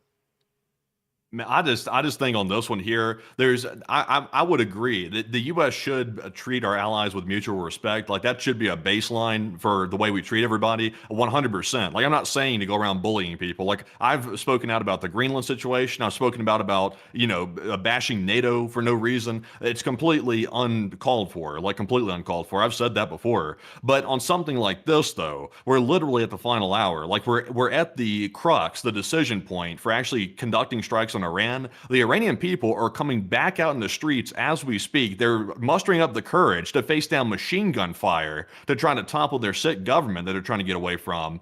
And at the same time, the UK wants to start engaging on the same level as the United States, which is very childish. Right at the last hour, when the Iranian government could finally get toppled, this threat that we've been dealing with for decades, that they're once again developing a nuke which could hit the United States and the UK, both of us. And the UK wants to put that at risk because they're having a bit of a argument with the United States. That seems really stupid to me. That seems really dumb.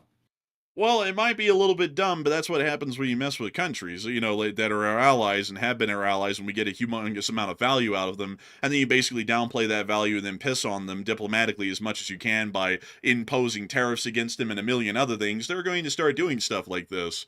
That's why it was a bad idea back then, and now we're reaping what we sowed a year ago, which we were saying back then, whether people like it or not. And you can sit here and bitch and moan in the chat for folks who are saying that all you want, but this was clearly going to be coming around. And really quickly, before some folks keep on talking about, oh, you're America, we can do what they want. The British can kill us, right?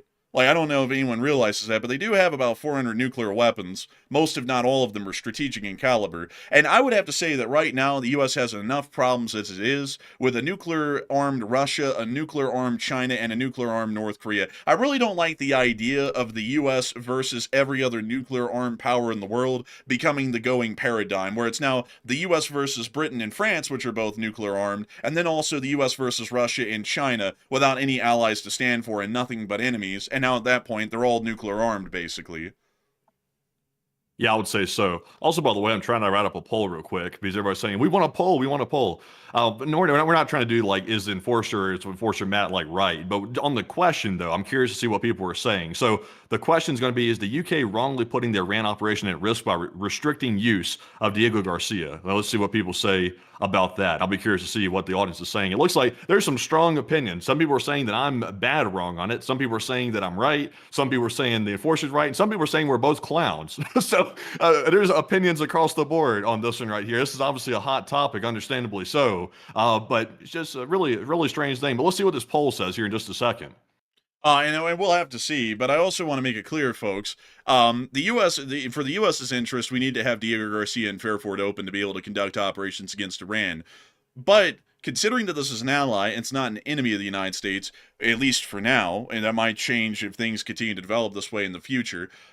You do have to remember, folks, that saying things against another country do come with consequences. The U.S. just doesn't get to run its mouth and have no consequences on the global stage, and I think that's what a lot of people might be missing out on there. I'm not saying that what the British are doing is good. I'm saying that this is clearly what they were going to do because of what we've been doing for about a year now. And I said this back then, and everyone wanted to go, oh, you're just hating on the president. Clearly, America's so strong and powerful, they won't do anything, and they'll sit back and just take it. And they didn't, like I said they would. And now it's, now it's not turning out too well for us. Maybe that's why we need to just reconcile our relations with the United Kingdom, because it would suck to not do that otherwise, and it's only going to make the situation first, and then basically smooth the whole thing over and then go bomb Iran. That's what I think we should be doing. But anyways, with that in mind, it is time for us to move on into the rest of our news that we've gotten from around the world. But before we get on to that, though, I do have to thank everyone so far for watching tonight. We've had 17.3 thousand people here at the peak, and about 83,000 people have watched this stream so far, which is actually quite a large amount of folks.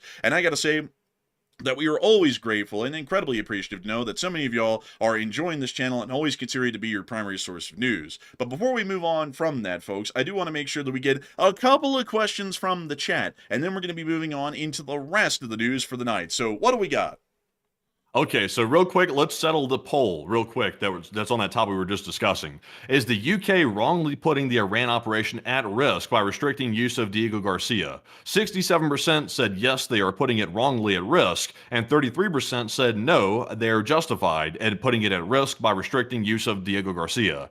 So I'm definitely with the 67%. The UK should not be doing this, especially right now. It's a very bad time to start playing political games like this, because ultimately the people that are going to pay the most for it is all of us. It's going to be the UK citizens that are now going to be at risk of a nuclear weapon from Iran. It's going to be the US at risk of it, the entirety of Europe. It's also going to be the Iranian people that want to be freed of their sick government. They're also going to be paying the price. So because the UK wants to get even, they're going to put everybody at risk just because they're trying to combat what I would label as somebody who's very childish in the United States. So I'm with the 67%. But Enforcer, what say you? I would say that I'm with the 67%, but at the same time, though, saying that, we also have to understand the British aren't going to pull the rug out from under us when it doesn't matter. If they're pissed off, they're going to do it when it matters, no matter what. And that's why they're doing this right now. And I've got to say, for some people who, there's and I don't mean to say this offensive, but there's a lot of people out there who are wildly ignorant on how foreign policy and diplomacy works. This is why you don't go and you stick your your ass in the middle of domestic politics in foreign countries and then act like that's your business. I don't know why the hell here in America we act like the Democrats have got to support the Labor Party in Britain and the Republicans have got to support the Conservatives, and then shit on whoever's in charge if they're not aligned with our domestic political aims here in America. That's how we end up losing allies. That's what we're losing right now. This is an absolutely insane sort of a thing to see. That I said this a while ago. I said we shouldn't be getting involved in internal affairs of other countries because this will only produce bad results for us. We should stick out of external affairs and just keep the relationship mutual. Because here's the thing, folks, that a lot of people don't understand. The United Kingdom is a nuclear-armed power, and it can protect its own airspace. In fact, the rest of Europe will probably be there backing them up if that happens. We do not want to completely lose Europe as an economic and military ally. We've been saying that since the channel's been started. So if you're thinking that that's different today, I'm not the one who's changed, you're the one that's changed. And it's not a smart thing to sit there and piss on allies, because they will end up biting your ass when it counts the most, which is what we're seeing right now. I said this a year ago, and a whole bunch of people wanted to bitch that I had Trump derangement syndrome, because clearly that wasn't going to happen. And now it's happened. This is why, generally on the channel, our analysis is always correct. Because it doesn't go off a political perspective. It goes off of what in foreign policy is the smartest thing to do and what is the stupidest thing to do. And we've done something stupid by insulting them for a year. And now they've clearly shown that that comes with consequences. That's why I'm saying, if anything, instead of worsening our relationship with the United Kingdom by now annexing Diego Garcia, which is only going to guarantee that they're now an enemy, and now we won't be able to use any of British territory or British military facilities for our own purposes, we ought to try and smooth this whole thing over. Because if we don't, we're going to end up in a far worse boat, and we're going to have no way to the Middle East. And I gotta point this out to people, because people always love to say this, but this is how it works, and if I got this right, I'll get this right a second time. The British and the French will nuke us if it comes to it. Like, if we end up pissing them off enough and we end up and continuing to push them away and turn them into enemies, we're going to be asking the same questions about, is Russia going to nuke us? Or is North Korea going to nuke us? Or is China going to nuke us? And instead of it being those countries, it's now going to be, is the British going to nuke us? Are the French going to nuke us? Now we're going to be in a nuclear armed standoff with them. And they have nuclear weapons, and if they have nuclear weapons, they can use them. So maybe it's not a great idea for us to continue to insult and piss these people off. It's going to end up poorly. So let's just smooth over relations. Who gives a shit what's going on in their countries? We just need to use their military bases to get elsewhere and to also continue to power project inside of Europe. And so let's just smooth the whole thing over and move on. That's what I say we should be doing. If you think that's stupid, I don't really know why, because a lot of people said that what I was saying last year was stupid. Now what I was saying was going to happen happened. So, you can generally whine, moan, and bitch about that all you want, but, my analysis was 100% correct back then. They didn't end up doing nothing, and if we keep on pushing them and prodding them, they're going to keep doing more. But anyways, with that, it is time for us to move on into our questions. So, Matthew, what do we got?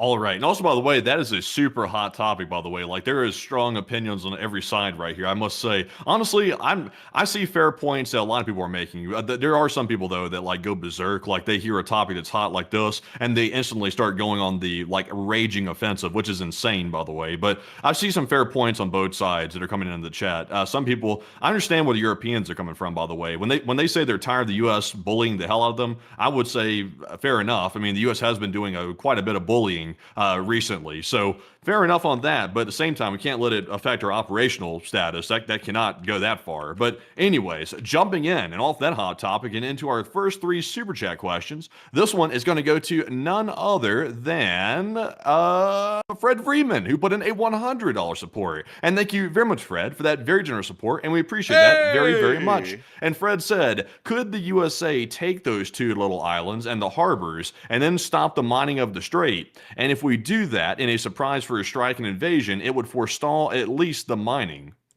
I would have to say that is definitely an option that could be exercised, at least at the moment, but it would be fairly difficult because, once again, it is in the middle of the gauntlet, and we would generally have to clear out their air defenses and anti-ship capabilities before we tried to send anyone to the two little islands, which is the Hormuz and Lorak. So that would still take time, and it would also take even longer because we would generally have to completely neutralize littoral Iranian naval capabilities. So it's possible, it's just that it would take a good bit of time. But I do thank you humongously for the support, and and helping this channel to keep on running, Fred Freeman, because if it wasn't for folks like you, we wouldn't be able to make this channel possible, we wouldn't be able to keep it running, and we wouldn't be able to come out with the news and analysis that keeps this whole thing running. And so a humongous thanks to you so much once again. I hope that does address that incredibly well. And with that, we're on to the next one.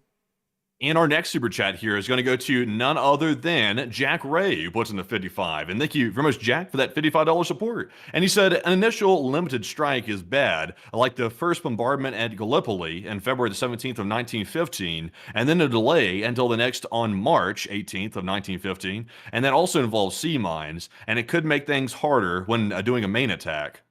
And I gotta say, a big thanks to you for the support, and I would also agree with you. Conducting a limited first strike and then coming back for seconds is an absolutely ridiculous idea. Once air operations begin, they should continue without stopping until the Iranian government and the Iranian armed forces are largely non-existent or no longer pose a threat to U.S. interest within the region, or to the point that they completely collapse and an Iranian revolution is successful. That should be the goal and aim of what we're seeing right now inside of the Islamic Republic of Iran, and I hope that that is eventually what we go with, because I already explained earlier, bombing them and then coming back around and then saying, are you willing to talk? That's not going to work out well. That's an absolutely stupid sort of a premise if that's even being considered. But a humongous thanks to you so much once again for the support and helping this channel to keep on running, because if it was not for folks like you, we wouldn't be able to keep this thing rolling and make this thing possible. And so with that, I hope that does address that well. And I gotta say, folks, the chat's going absolutely crazy. There are people in here who are cussing me out and cussing Matthew out. But I want to say this really quickly. I just want to say this really quickly. We take analysis here on the channel, and we just go with it at face value. So I'm sorry if I've offended you, but you're going to have to live with it, because what I was saying a year ago, everyone wanted to say back then, and everyone wanted to say to Matthew back then, that it was absolutely stupid and it had no impact and yada yada yada, and we were just idiots and we had no clue what we were talking about. But in foreign policy, there's always going to be a push to the pole. The U.S. doesn't live in a vacuum. That's more so what I'm trying to say here. I'm not saying that the British have a right to screw us over, and they have a right to stop us from bombing Iran. What they're doing right now is absolutely devastating to U.S. interest in the Middle East, and their interest as well. It's basically shooting themselves in the foot to try and get back at us.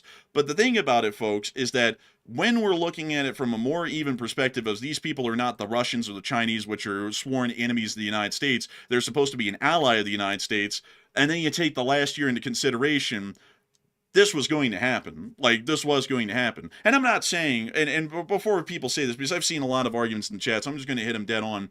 I don't really give a shit if you think that the United Kingdom is an Islamic republic or something, and I don't really care if you think that the British are a great country or not. That doesn't matter. I don't know what people get about this. You're not British. If you're an American talking on this topic, you're not a German. You're not a Polish citizen. You're not a Russian. You're an American. So their internal affairs do not matter to us at all. If the British end up becoming some sort of a Aryan ethno-state, or they end up becoming an Islamic Republic, that has no concern to the United States of America. What matters to us is that the military bases are open in Britain for us to jump from America to the Middle East and back. That's all that matters. That's all that matters in the bigger picture. And the fact that we're able to trade with them and make money, and the fact that if we ever call on them, they're going to go to war with us. Those are the only things that really matter for the United States. I don't know why everyone wants to get involved in, do I like how Britain's parliament is structured? Who gives a shit?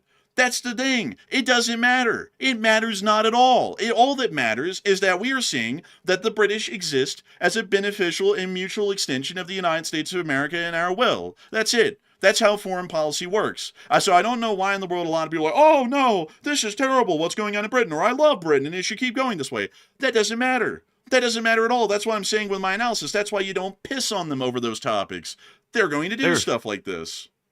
I mean, that's a fair point. Like, I agree with that point. That the only thing that I come down to, though, and I think the reason why people are getting irritated with my position here is because people are viewing my argument as meaning that I'm advocating just to roll and steamroll Europe and the UK. I'm not saying that at all. I'm simply saying it from a very utilitarian perspective. We have to use Diego Garcia to do these attacks on Iran. We have to have it. So if you have to have it, I mean, what are you going to do? You either push the UK out of the way and use it, which is, I guess you could say, steamrolling them to a certain degree, but it's warranted in the situation, or you simply let the Iran operation go to hell and potentially jeopardize the whole thing because Starmer wants to play games.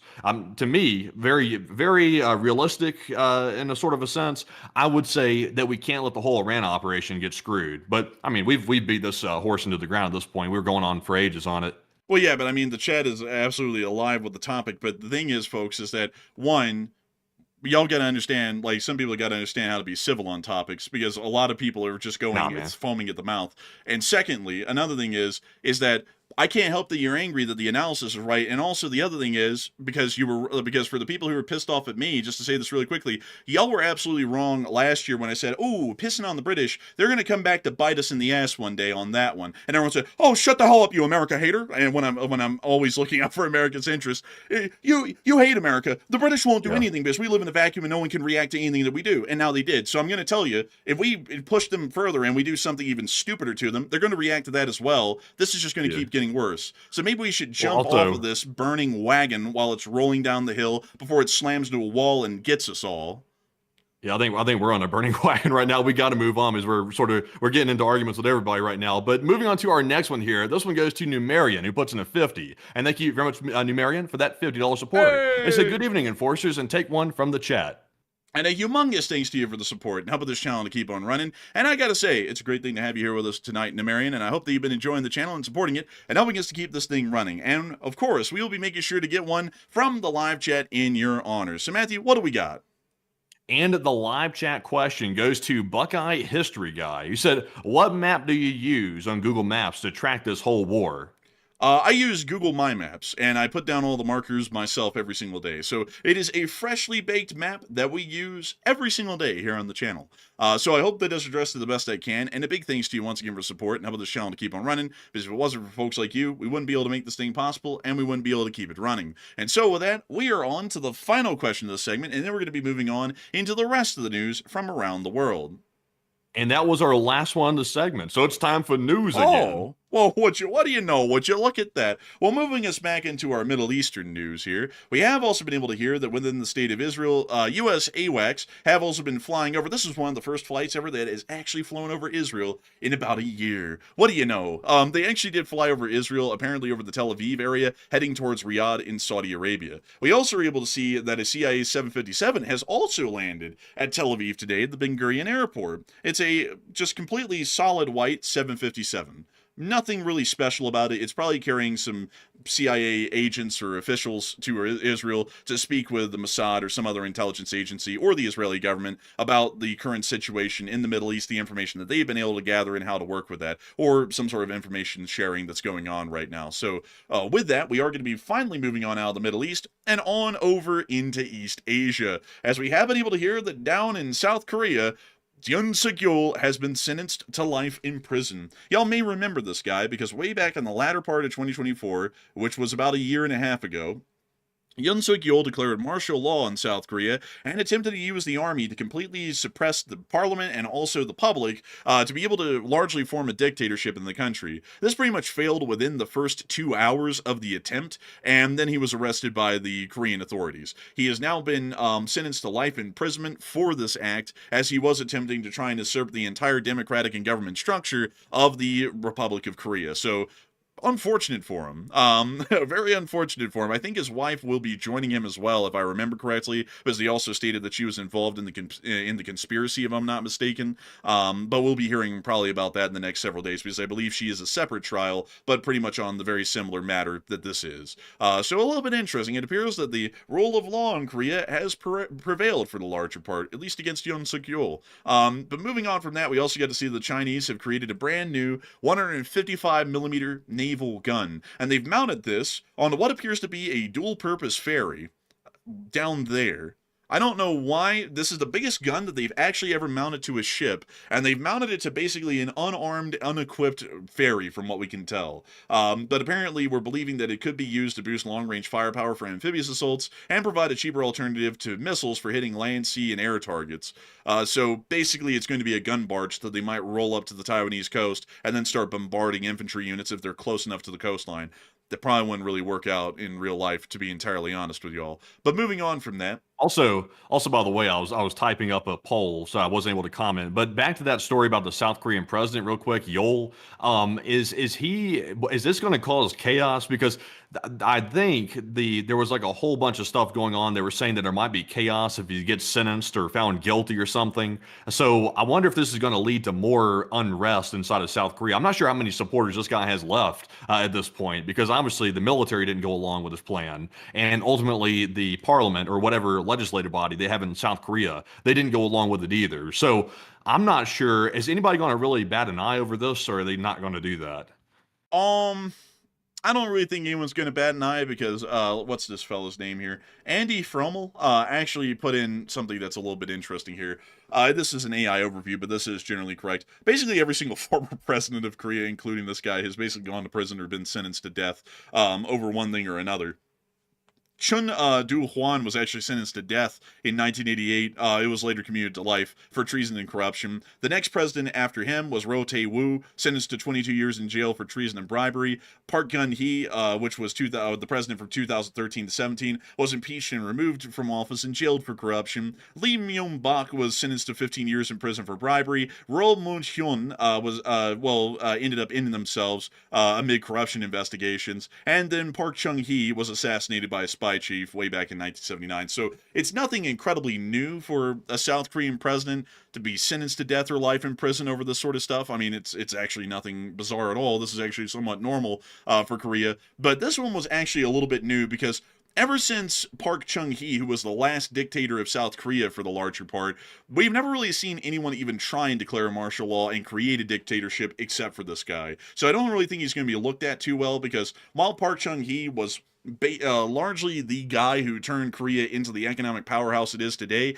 he is not looked at favorably in Korea for his domestic political policies, because he ran an absolutely bloody dictatorship against the public, and any dissent was usually met with usually summary executions for the most part, or something similar. But moving on out of South Korea, we are going to be moving on out of East Asia and on into Europe, as we have been able to hear of some further interesting developments out of Europe. And we have been able to see that within the area of the Strait of Denmark, it appears that a Russian ship was seized today, and Danish authorities have detained the 226-meter container ship Nora, now flying the Iranian flag east of Aalbeck, after it was found not properly registered with its claimed flag state. Previously sailing under the Comoranian flag, the vessel suddenly changed its registration to Iranian, raising immediate concerns. The ship, formerly named Sirius, is believed to be part of the so-called Shadow Fleet, reportedly operated by Iranian businessman Mohammad Hossein Shamkhani, the son of a senior Iranian regime official. Tracking data shows Nora repeatedly sailed north of Skagen and then into Russian waters off of St. Petersburg, where it systematically turned off its AIS tracking from January 13th to 16th, disappearing from monitoring systems. After moving back through the Baltic, it stalled in international waters between Denmark and Norway on the 22nd of January before anchoring in Kattegat, 28 kilometers east of Aalbeck. During this period, it received a brief inspection from the Danish patrol ship P520 Diana, while Danish naval drones monitored surrounding waters. The Danish Maritime Authority confirms the vessel has been detained until proper registration is verified, citing both flag irregularities and its suspicious behavior. U.S. authorities have flagged Nora as part of a network of Shadow Fleet ships used for covert shipments, including sanctions evasions, and Shamkhani is reported to run a large illegal shipping operation connected to Iranian strategic interests. So it does appear that another vessel has been seized by the Europeans today, which may further incense the Russians, considering that this vessel appeared to have been leaving a Russian port when it was seized in the Strait of Denmark. So a fairly interesting development with that one. Moving us on down into Belarus, we've also been able to hear, moving us on into all of the major news in the actual mainland of Europe, that in Belarus, it appears that there is some sort of a mass conscription that is now going on around the area of the Grodno city region. In Grodno and other western cities in Belarus, women are widely reporting about urgent summons and men being taken directly from work. According to local women, the men are being taken for 1.5 to 2 months with no time to even handle personal matters. According to one woman named Marina, she said that they didn't even let me pick up my child from kindergarten. Even fathers of multiple children are being taken, often on the same day, with no time for preparations. This has caused panic on social media, with wives writing that their husbands are quickly taken away, their phones confiscated, and there is no communication. The concern is heightened by the geography. This is happening in the Grodno region, which is right along the Suwalki Gap, which is a major strategic corridor for the NATO alliance. Officially, the authorities say it is a combat readiness check and a response to the aggressive rhetoric of the West.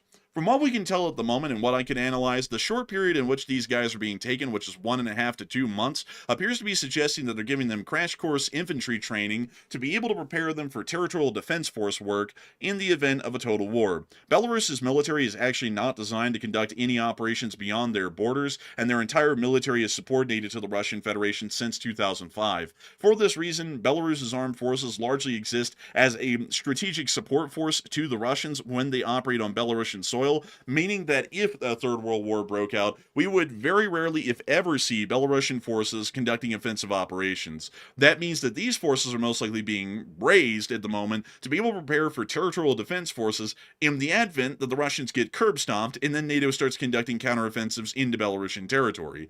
That seems to be what we're seeing at the moment right now. And so I would have to say, it looks like Belarus has been tipped off that there is some sort of a war coming around, because why would they be doing that if they didn't believe that there was going to be a war coming around to where NATO might counterattack into Belarusian territory, into such a key area like that, which is around the Suwalki Gap, which is where the Russians would clearly conduct an offensive.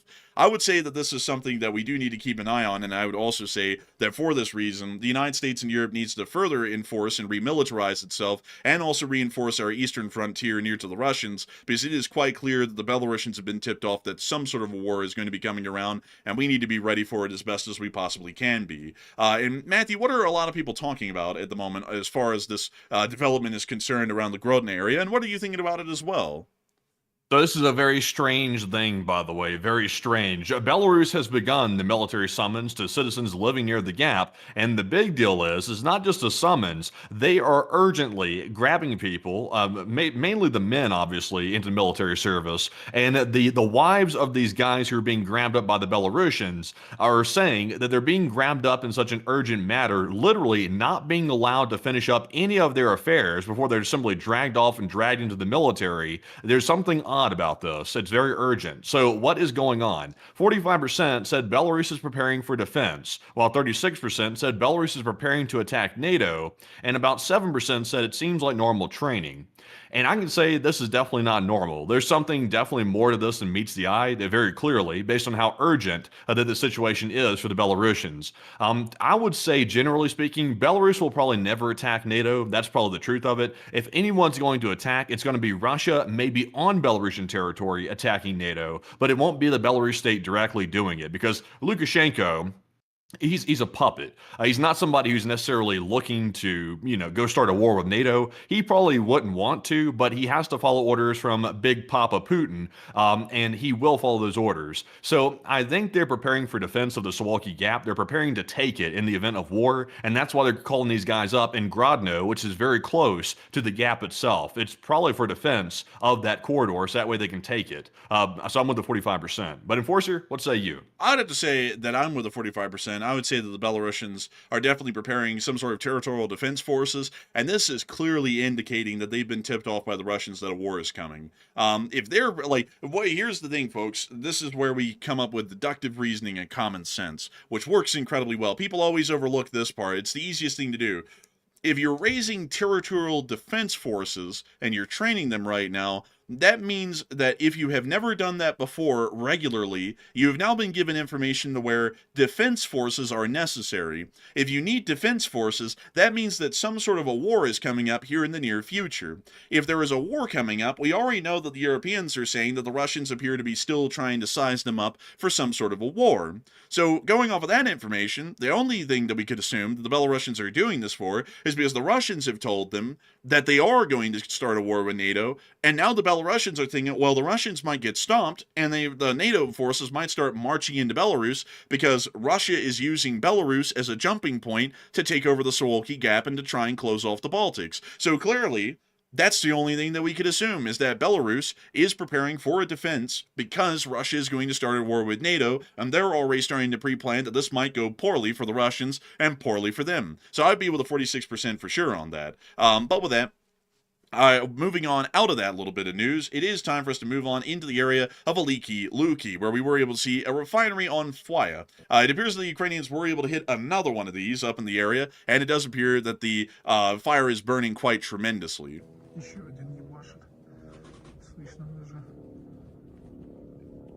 Sounds like they have another little fellow coming in. Вон видно, падает.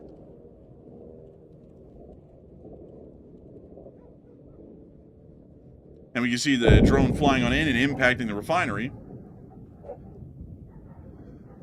And the dogs of war are barking. Ебать. Oh, hold on a second. Let's see here. So I hate to interrupt this video that we're watching right now, but it appears to be that we have a little situation happening right now in the Middle East.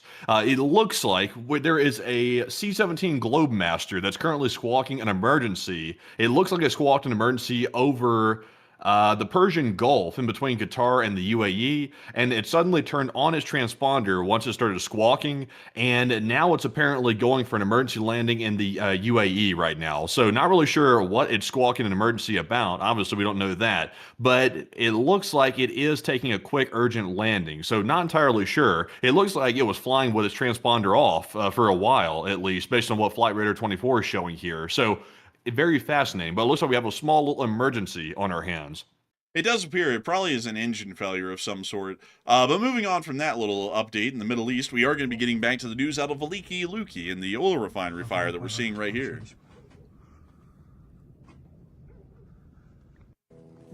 Moving on from that clip and on to our next one, we also were able to see the fire from a closer up angle near to a hillside near to the refinery.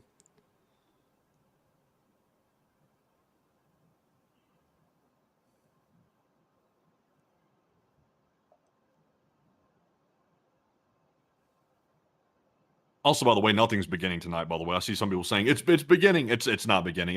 It's most likely a malfunction in a technical system of something of that nature, like the enforcer's saying. The Iranians, trust me, they didn't shoot at the plane. Like if that happened, you'd be seeing hell breaking out right now, and it's not. Meanwhile, we can see this fire burning here at Suwalki. That's a fire. Definitely for sure.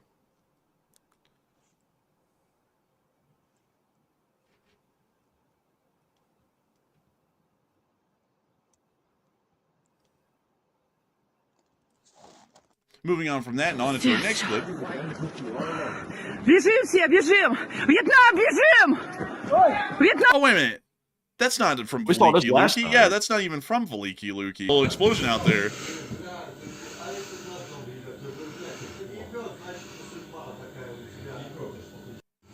And that's the end of the clip right there. And moving on from that and on into the rest of our news that we've gotten that's not inside the Russian Federation, we will be moving on into Kyiv as we were able to hear that apparently Zelensky is tired of the historical shit. Because yesterday he got pretty unhappy about the whole deal that's been going on. And also, are we undergoing any form of lag? It doesn't appear so. Is there something over there? Is there something wrong over there?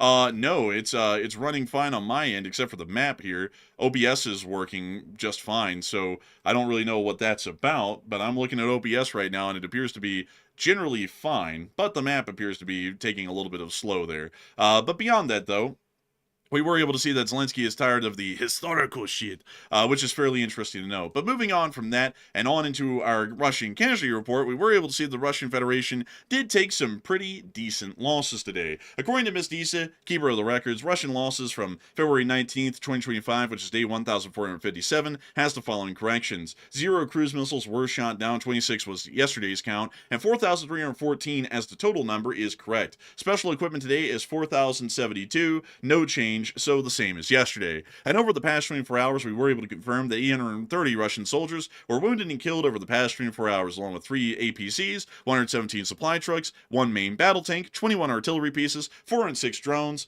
and 1 MLRS. A fairly decent day, not the largest day that we've ever seen, but still pretty good, all things considered. Moving us on into the front lines, we also saw within the Looming area that the Ukrainian armed forces were continuing to target and hit the Russian Federation's armed forces within the Severonsky Forest.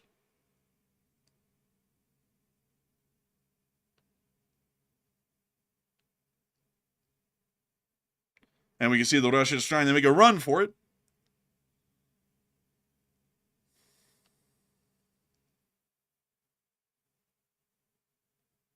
Also, by the way, I see a bunch of people tracking that flight over the UAE right now. The reason why that flight is so low, it's literally going on the final approach right now to the airport. So that's why it's reporting an altitude of 700 feet. It's literally on final approach. Like it's about to touch down in just a second.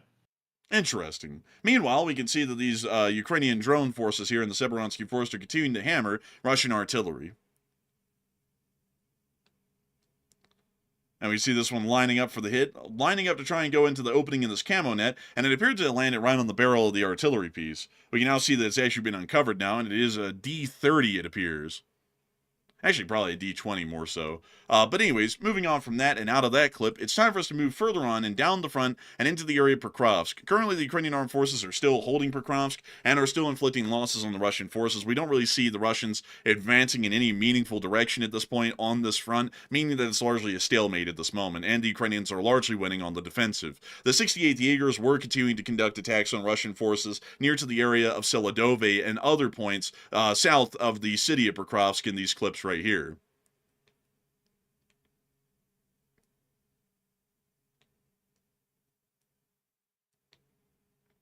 And we see the drone that coming on down onto a Russian that appears to be taking a nap. He's going to be taking a long one now. We can also see another Russian right here.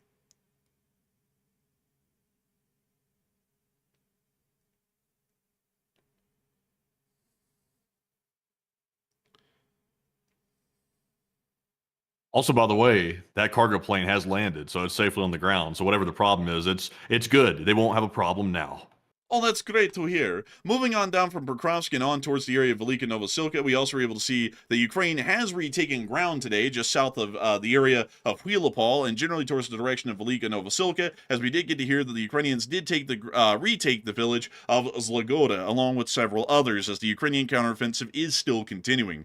Right now, the Ukrainians are around the count of 200 square kilometers of ground having been retaken at this moment, and we do understand that the Ukrainians are still taking ground with each passing day. It's not a wildly large amount of ground that's being taken every day, I want to make that clear, but it is still ground being taken nonetheless, and so far the 200 square kilometer gains that they have seen over about the past 3 to 4 days have actually been the largest gain of territory by either side in the conflict since about the summer offensive of 2023, about 3 years ago. So a very large sort of an offensive that we are seeing here, at least compared to this phase of the war, and a very impressive one to see nonetheless. Moving us on down towards Huilopol, we also got to see a Russian con system getting hit as well, or a couple of them more so, by the 5th Brigade. And it actually appears that we have more breaking news coming out at this moment. So Matthew, what do we got?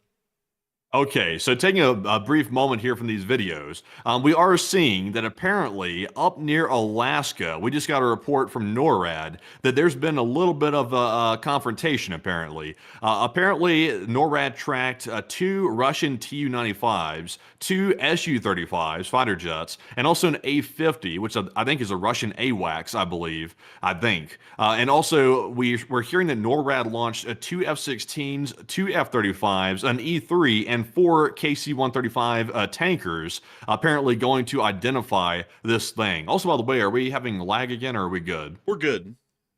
Okay, so it looks like there's folks saying that we're having lag, but they apparently identified the Russian aircraft and they departed the Alaskan ADIZ, the Air Defense Identification Zone, without incident. So this is a pretty large one. Like, we haven't seen a NORAD report like this for a minute, and it appears to be they didn't send the coup because they were sending the coup very several times the last time we heard about this, and now they're sending an A-50 and also other aircraft with it. So seems to be a pretty big deployment. But Enforcer, what say you?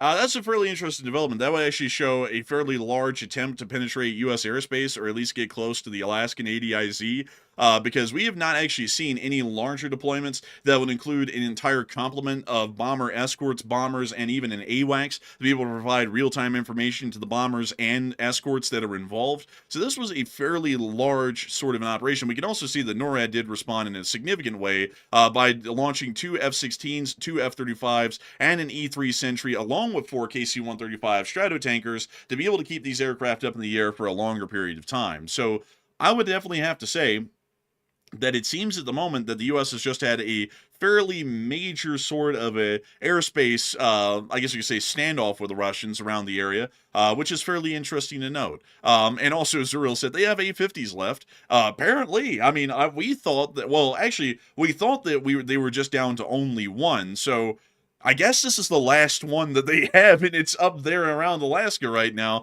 And very interesting to see that this came out of Peterson Space Force Base. That's pretty cool. But moving on from that, it is time for us to get back to our Ukraine war news to make sure that we stay on the topic of the Ukrainian war here, just to make sure that we give the coverage to the folks over in Ukraine of what's going on in the war. Well, we did have breaking news. If breaking news happens, we got to give that a shout out, which that was pretty big breaking news right there. So it was okay to take a brief break from these videos. Well, I wasn't saying anything about that. I was just making sure to segue us back into Ukraine so that way it wasn't whiplash there. But we are able to see that the Ukrainians were targeting and destroying Russian communication systems down in Zaporizhia.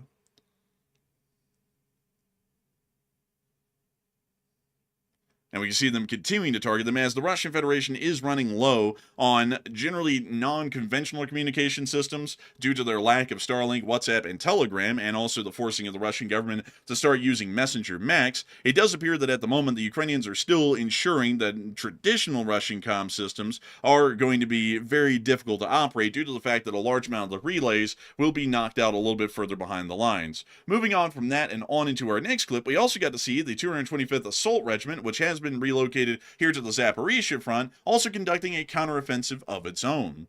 Also, if you're having audio issues, folks, it might be a YouTube server issue because OBS and Discord is running just fine. Please make sure to refresh your stream, and that should fix the issue. We see the Ukrainians have actually drawn up a actual map of what the Russian position looks like on this tree line, and we can also see them throwing an AT weapon right into the opening of it.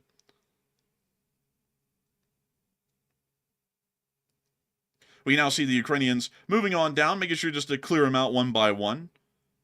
Here goes another.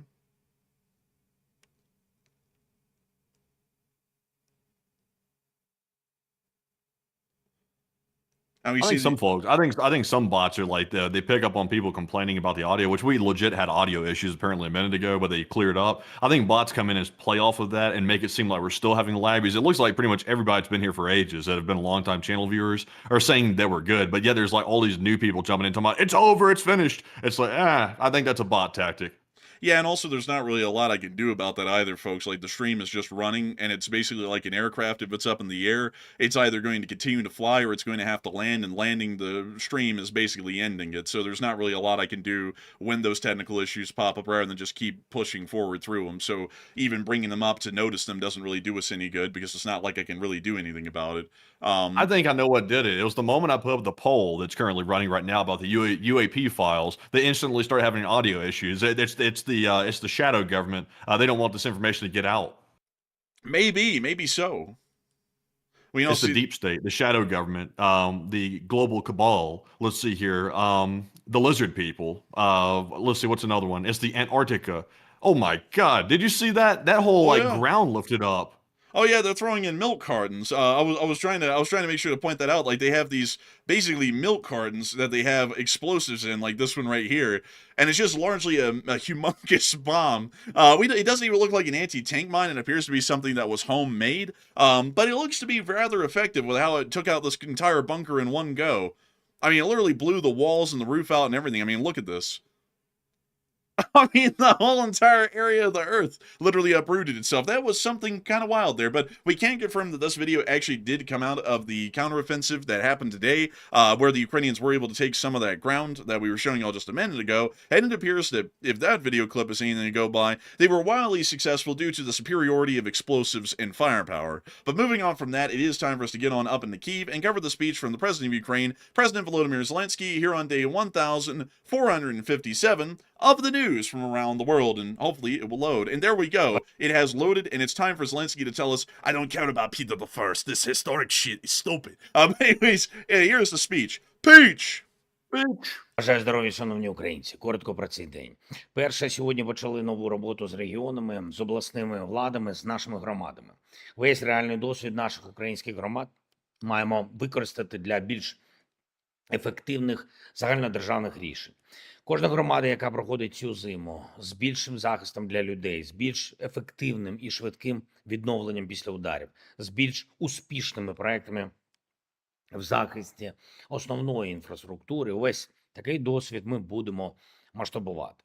Сьогодні ми обговорили це в деталях з прем'єр-міністром України Юлією Свириденко. Уряд сформує відповідний координаційний центр. До роботи центру залучать всіх необхідних урядовців і також допомагатимуть Офіс президента України та сильні керівники областей. Ми сьогодні говорили про це, зокрема, з Іваном Федоровим, керівником Запорізької адміністрації. Ми будемо працювати всі разом із іншими керівниками областей, міст та громад, усіх, чий досвід заслуговує на увагу. Друге, сьогодні вже будуть в Україні всі учасники нашої переговорної групи.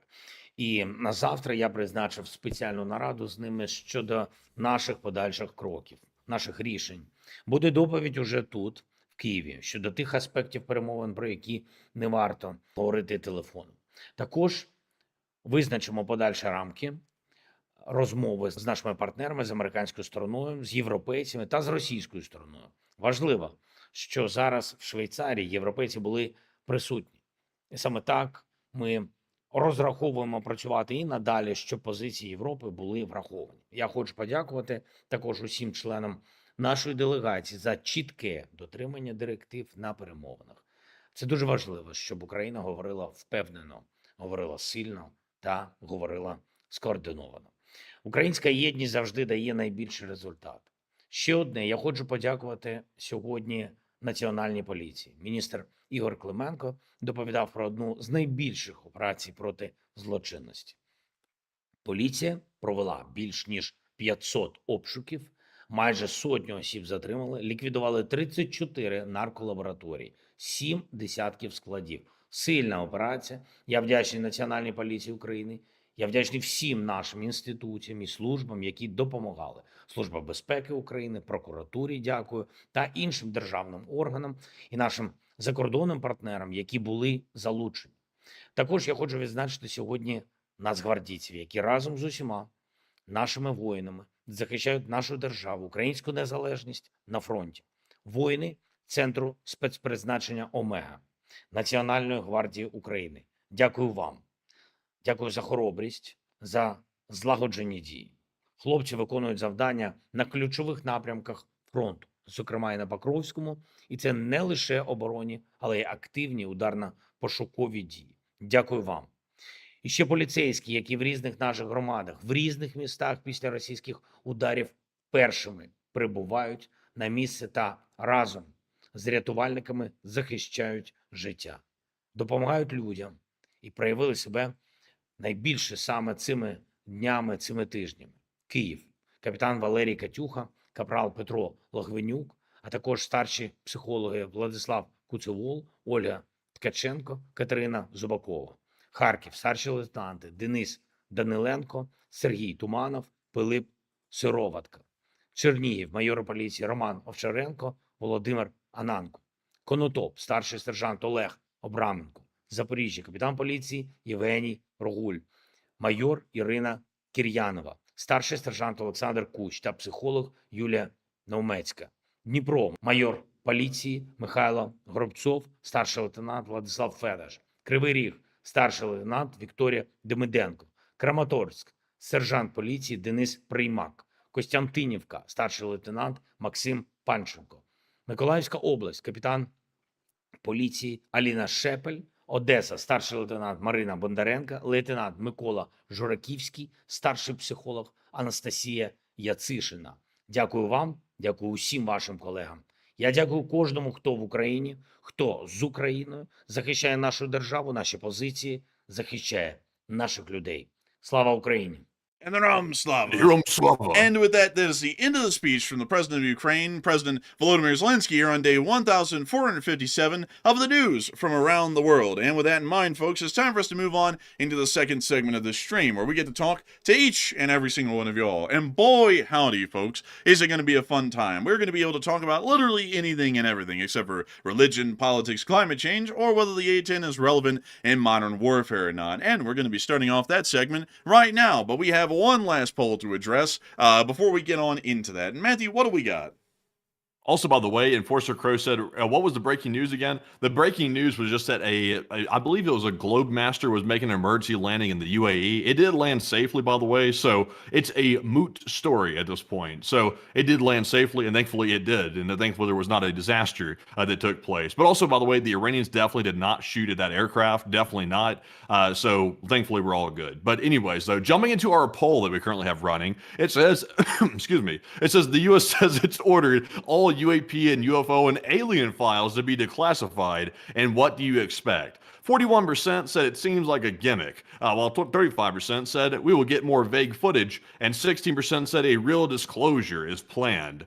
So also, by the way, Enforcer, go to the Twitter likes tab, by the way, and grab that meme that I put up there at the very top. Is I need this to be able to explain this poll. But I would say, at first, it seemed like something. Also, by the way, yeah, here we go. Y'all know the History Channel, how they feel about the aliens and stuff like that. They always bring on this one guy who's that this meme is sort of replicated after. But you can see it appears to be a face has changed in this meme right here. So kind of interesting.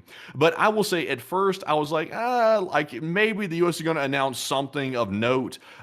They even accused the former President Obama of allegedly revealing classified information that he was alleged. I'm not sure if that was a joke or a serious statement that was made today, but I don't even see that argument. He literally said that he thinks aliens are real, which is an opinion. That's not disclosing classified information. That's merely an opinion. So not really sure where that came from, but I'm sort of leaning toward the idea that it could be a gimmick. I'm with the 41%. It seems like possibly maybe just to get headlines or something like that.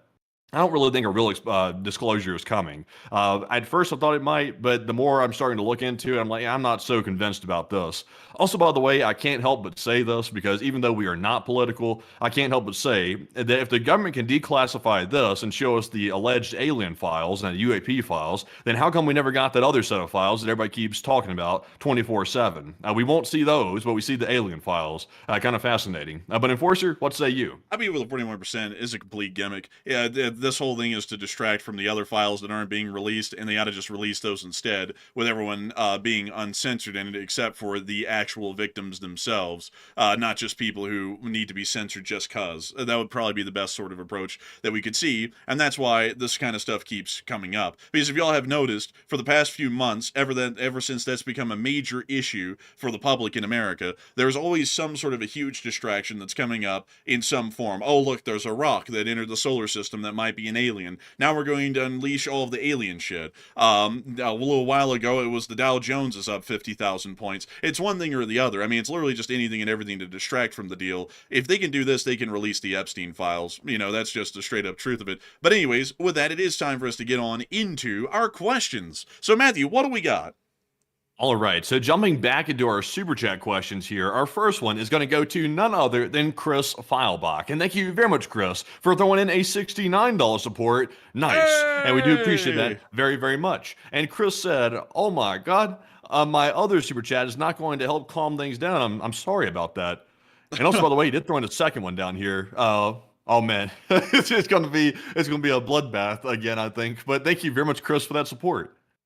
And I thank you so much for the incredible support, Chris Feelback, and help with this channel to keep it running. And it's okay. It's perfectly fine by me. It's fine to have arguments, well, not really arguments, but disagreements and stuff. But it's another thing, though, when they end up becoming bloodbaths, which, funnily enough, everything becomes these days. And I don't even think people are really getting my point that I was trying to get across. Not that I'm 100% with the United Kingdom screwing us over, but it's more so that this was going to happen because we've been messing with them for a year, and, you know, so this is expected, and you generally need to now back off and try and, you know, smooth things over. But I don't think a lot of people really got that point on my end earlier, so, you know, I guess it is what it is. But a big thanks to you for the support and help with this channel to keep on running, and with that, we're on to the next one.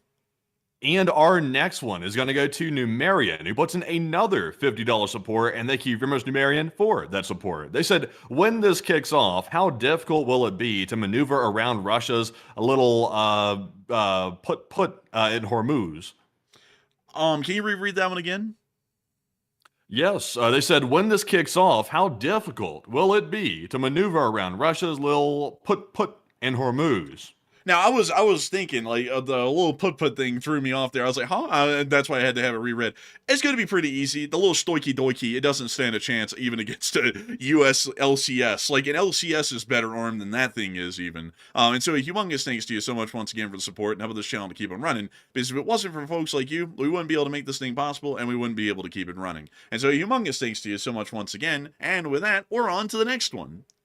And we also have another support from none other than Chris Feilbach. And thank you very much, good sir, for that 50. And this is the light that goes into the lighter fluid. This is it right here. And Chris said, if the UK doesn't allow us access to a joint access base, I see no reason to defend their military assets in the upcoming conflict. And I realize this is a pretty hardline take, but UK refusal to help an ally must be met with overwhelming consequences.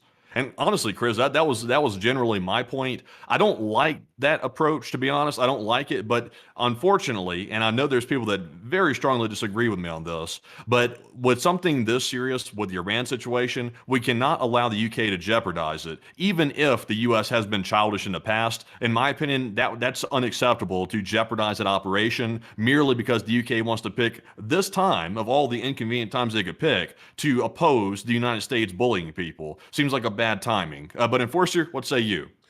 I'd have to say I generally still disagree with that. I'll be straight up with you all. I don't really care if it's an unpopular opinion or not, but where in the world was that sort of a mindset when the U.S. imposed a 15% tariff on the United Kingdom just out of the blue, just because F them? You know, like where was that? Like, you know, going off of that mindset, then the British are 100% in their right to go ahead and screw us over. We were trying to cause them legitimate damage at that point by imposing that tariff. And so this is their response, is that when we needed them the most, now they're going to show how much they really do count. And that's why I think a lot of people are kind of missing the point of here, is that you don't really get to shit on people and get away with it. Because haven't we been sitting here for 4 years talking about how the Russians shit on everyone and they shouldn't be getting away with it and they won't get away with it and we'll make sure that they don't. And now we're saying the U.S. has a right to shit on people, and then no one can really react, and if they do, how dare them? That's the very same thing people have been complaining about oh, the Europeans, they just suckle off of America's teat, but then when we ask for anything back, they just really sit there and show it to us. I mean, it's a two-way street when it comes to this stuff, and I think that's what people aren't really getting. And I saw someone say Sharia law, and who gives a shit? We don't care what's going on in the United Kingdom. Do people not get that? Do people not get that these days? Who gives a shit what's going on in the UK? I don't live in Britain. I don't live in Leeds or Manchester. You don't either. So who cares? That's for the British people to worry about, not us. We're Americans. What we're caring about is, how do we bomb Iran? Well, we need British, and we also need the Diego Garcia Islands bases to be able to do that. So we don't really give a shit, because do I see y'all having the same outrage about how Saudi Arabia treats its citizens, which is far worse than the United Kingdom, or how any other Middle Eastern country treats their people? How in the world, like, I don't see anyone saying any problems with that. I mean, hell, Saudi Arabia literally barred us from using their military bases to bomb Iran weeks ago. Where was the outrage on them? Nobody gave a shit then. Everyone says, oh, well, we'll just have to work around that. But when Britain does that, because we've shat on them quite truly for the past year, then we want to go, oh, how dare they? Oh, this is outrageous. I mean, it's a two-way street sort of a thing, like, especially with allies. You got to treat them nice, or they're going to really bite you in the ass. It's the same for the Europeans. They got to treat us nice, or we're going to bite them in the ass. That's how allyships work. You don't get to just extract every bit of value out of another country and then treat them like crap in the process. The Soviet Union did that to everyone in the Warsaw Pact, and look at them today. Not a single one of the former Warsaw Pact nations likes them. Every single one of them hates them and became a part of NATO.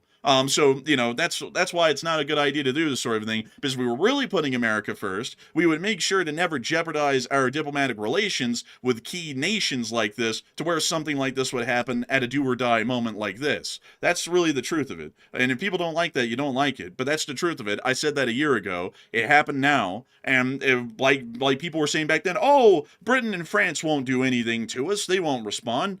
And they did. So now we're at the step of, what do we do now? And then we can either get even more aggressive with them, which is only going to end up making this thing even worse, or we can try and smooth the whole thing over and basically say, y'all do you, and, you know, just let us do what we want, like kind of like fly through to go bomb Iran, and everyone's going to be good. And that's how you end this whole thing out. You don't have to like them. You don't have to hate them. You just have to know that there's some sort of a nation out there. We make money off of them. They make money off of us, and we also get to bomb people using their military bases. That's all we need to care about, and that's what people are missing the point of these days. But that would be my 2 cents on it. I do think you would support Chris Fieldbach, and I would have to say, from an American perspective, this is absolutely screwing us over, and it's not good for us at all. But at the same time, dealing with us aggressively towards Britain and basically annexing Diego Garcia is not going to do us any better. It's going to do us even worse, because that's not just going to end our relationship with the UK. That's going to end our relationship with the entirety of Europe.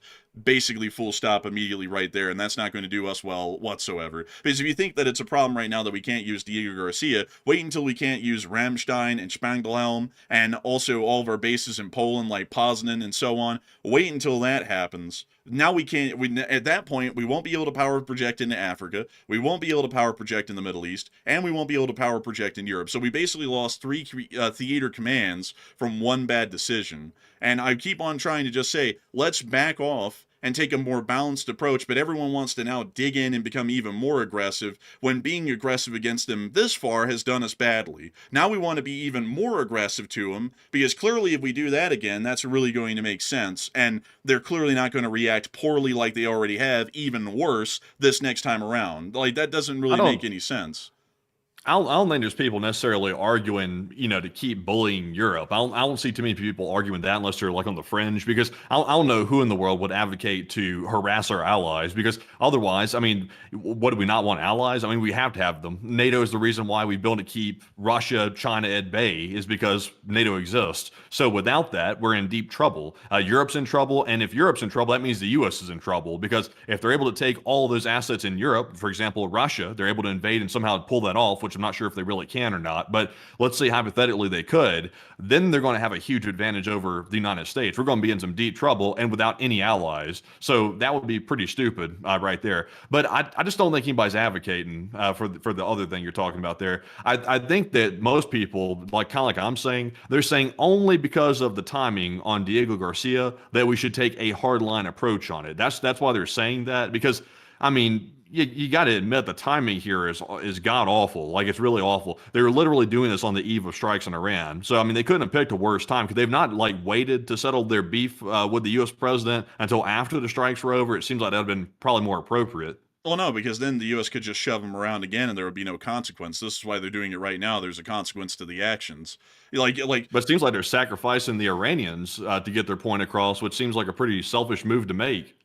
Well, that's still their move to make. You can't everyone keeps on acting like America's in a vacuum, and you were advocating earlier that we just annex Diego Garcia and militarily seize a land holding of the UK. So people are advocating for that. Yeah, you said that earlier in the show.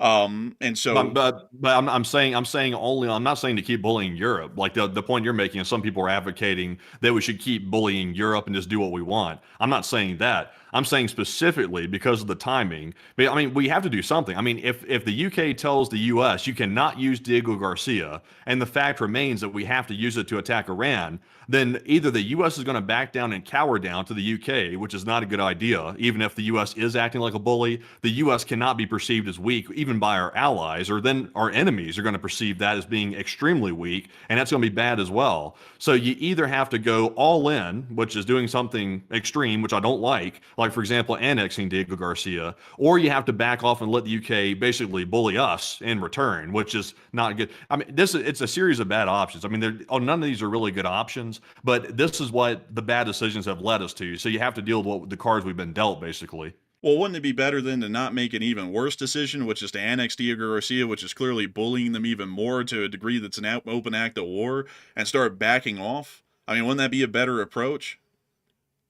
You could, but the problem is though, we're here now, we're already here. So the UK, if let's say the strike's supposed to happen this weekend, are we supposed to have long drawn out negotiations with the UK while we're trying to attack Iran? That seems a little bit wild.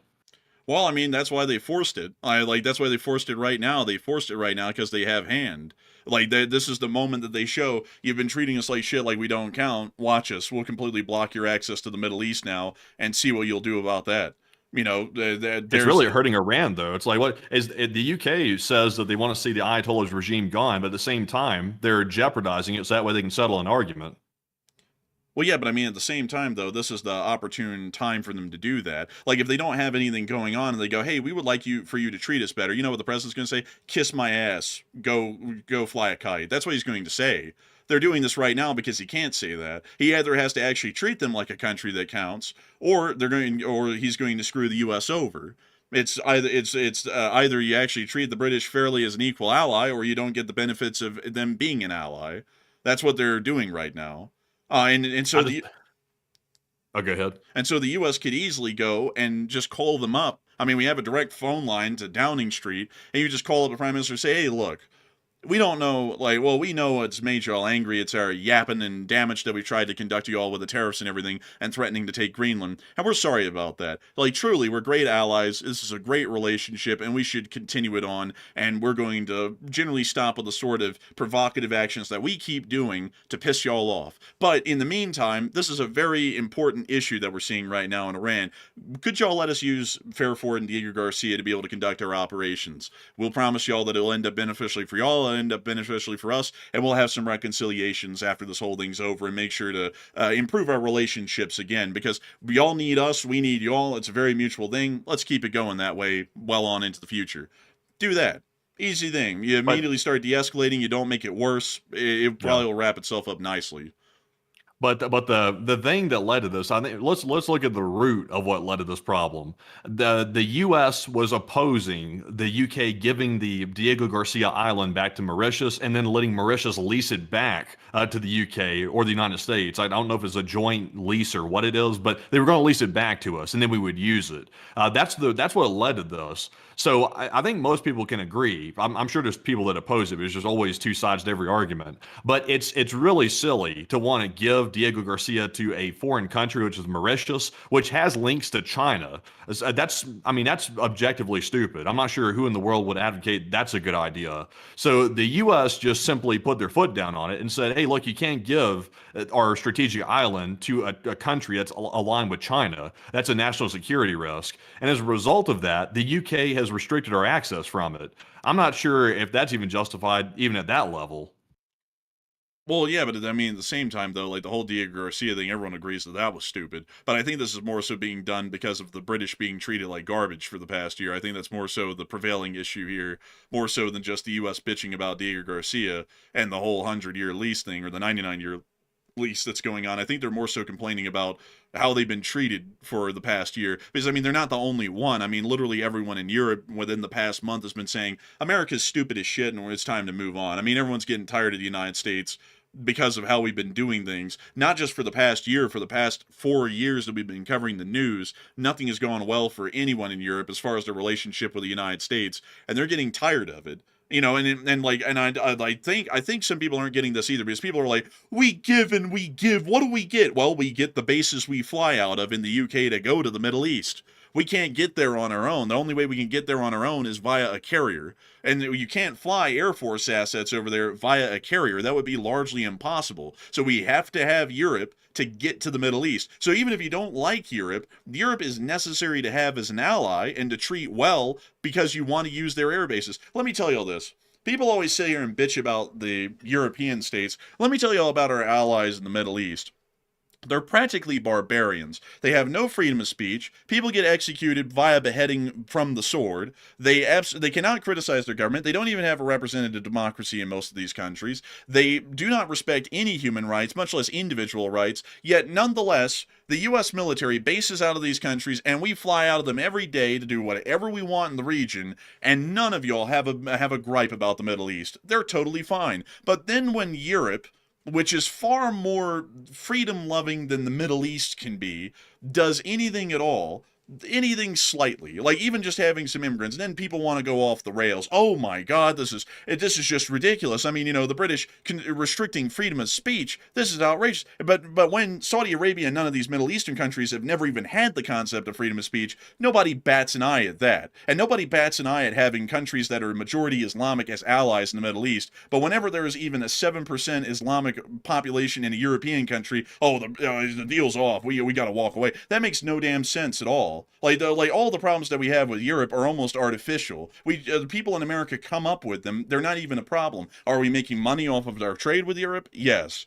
Do we get to use military bases in Europe that are absolutely vital for our power projection and strategic capabilities? Yes. Do we also get to have an entire block of a continent made up of dozens of countries? It's the second largest military force on the planet, only second to us. Basically are to beck and call to go around the world on adventures with us whenever we need them to. Yes, as well. That's basically been how it's been for the past 70 years. And nowadays we're willing to throw all of that away for nothing. And while we're doing that, we're allied with literal dictatorships in the Middle East all over the place, and nobody even speaks a word about that. That is the ludicrousness of the statements that are coming out from people about Britain. Our problems with Britain are absolutely nothing. If we were having problems with Britain, we've got a bone to pick with everyone in the Middle East right now. So I did some looking here. So and I'm trying to get this precise because we're trying to see exactly why the UK would actually be doing this. Is it really because they're trying to put their foot down against US bullying, or is it because something else? So apparently the cited reason in the reporting from journalists is that the decision by the UK to restrict the US from using Diego Garcia and RAF Fairford is driven by concerns over compliance with international law.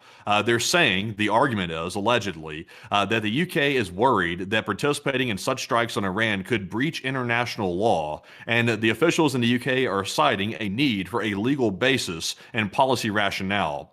So, the first thought that pops into my head is who's going to be against strikes on Iran? It's going to be clearly China and Russia.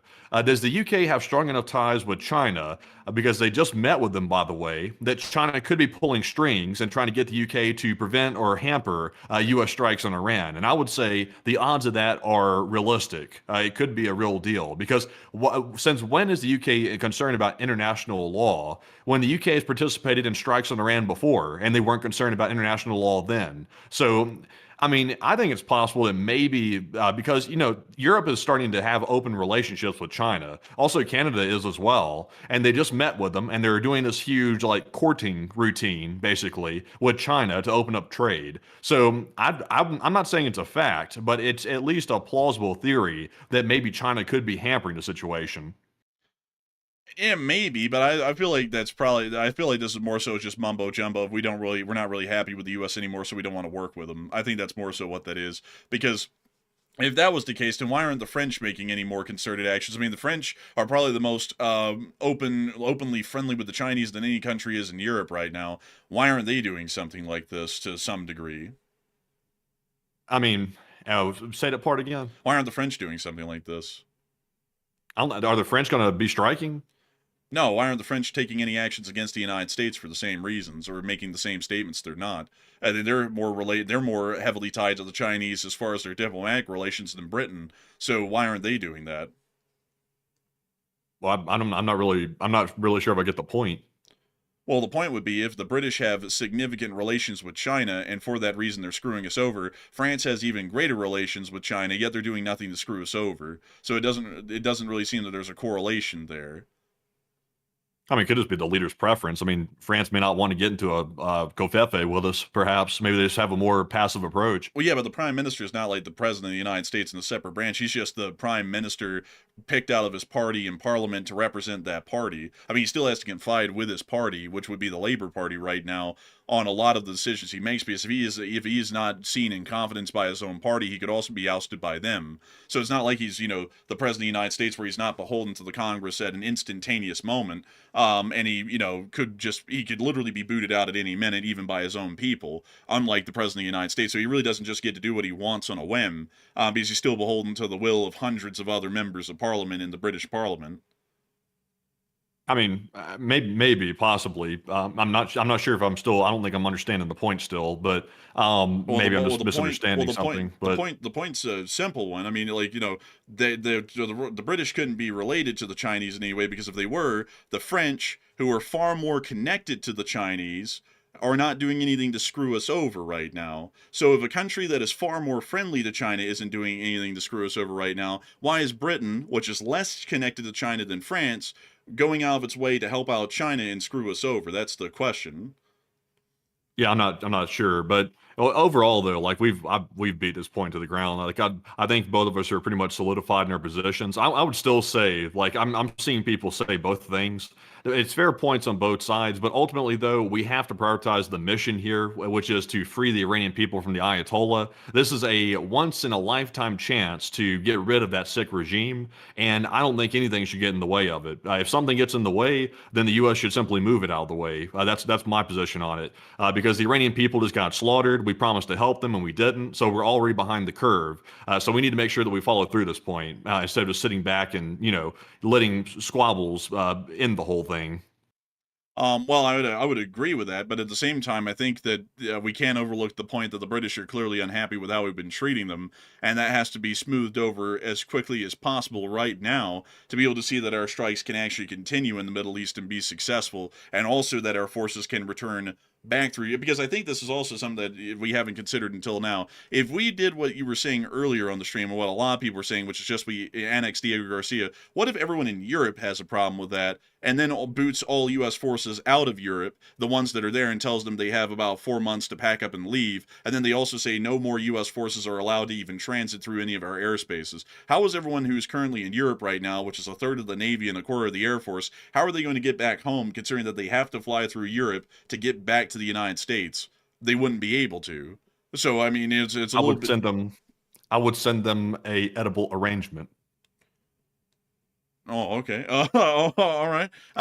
You know what that is? No, I don't actually. Like, I was like, a flower. It's a fruit flower arrangement, and that would soothe it all over. Send them the jumbo one. I mean, possibly, and also someone Rothgar said that would just not happen. Everyone was saying that about the shit that's happening right now. Like, come on, y'all gotta, like, some people gotta get their heads out of their asses. These countries, like, if someone pisses you off, you're going to react to it. Like, if someone says some shit to you, people always say sticks and stones break bones, but words never hurt. That's a lie. Words hurt people a lot, especially on the diplomatic level when everything's words and nobody gets socked in the mouth. You never see Putin or Trump or Mertz or anyone getting punched in the teeth ever. It's not going to happen. So words are the only way that people get hurt in foreign policy. These countries are getting pissed off because the United States is saying bad shit about them all the time, and they're acting on that. So they're clearly reacting to that. If Europe was saying bad shit about the United States, I would tell y'all 100% today, nah, we ought to start treating the Europeans unfairly, and we ought to start showing them that we don't like what they're saying. That's the truth of it, because allies are a two-way street. You don't get to exploit your allies. You don't get to exploit your friends. You don't get to treat your friends like shit and then demand the world of them, because they're not going to be your friends anymore. You don't even get to get anything from them because they're not going to be your friend. That's how foreign policy works. You got to treat these people nice. I'm not saying you got to like them. I'm not saying you got to love them. I'm not saying you got to marry them. I'm just saying you got to treat them all right, so that way you can end up getting a mutual beneficial arrangement out of it, because otherwise this is what happens. And people always want to say, oh, they're not going to do this and they're not going to do that. They're individual independent countries. They can do anything in reality, and if we piss them off enough, they are going to do anything in reality, and it's not going to be to our benefit. Nah.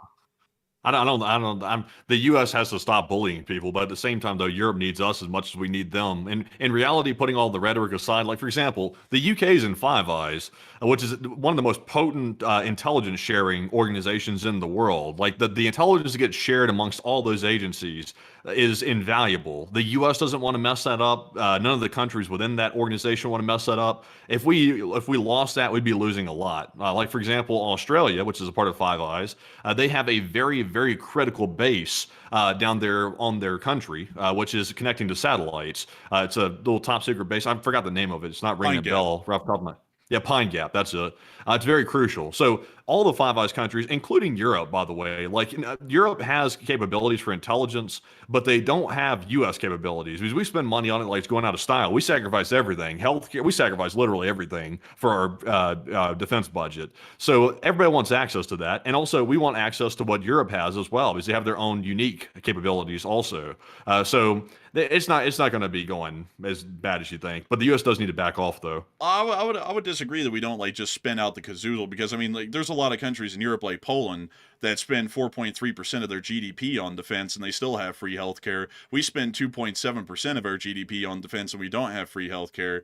Like, there's a lot of countries out there that for their size, they're absolutely going ham, and still they provide much to their citizens. I mean, like, if anyone said that Poland is completely handicapped and reliant on the United States for military support, they'd be poorly mistaken. I mean, Poland can go it on their own as their own country. If Ukraine can generally go it on their own with some Western support, Poland, without a doubt, could go it on their own right now at this very day, right here against Russia. No one in Europe needs the United States of America, and the United States doesn't need Europe. But we want to have each other because it's a lot more beneficial to have that arrangement than it is to have no arrangement. And that's something that I think a lot of people keep on missing the boat on here, is that neither the Europeans or the United States actually need each other, but we're far worse off without each other, and that's why we need to treat each other well. That's why the United States needs to stop bullying these people, and also make it clear to the British, whatever we've done, which we know what we've done, to piss them off, we didn't mean to do it, and we're sorry about that, and if we keep on treating them worse, this is only going to get even worse, so we need to back off and treat these people well so that way we can use their military bases. Otherwise, we're not going to have any. True. But anyways, with that, we are on to the next one.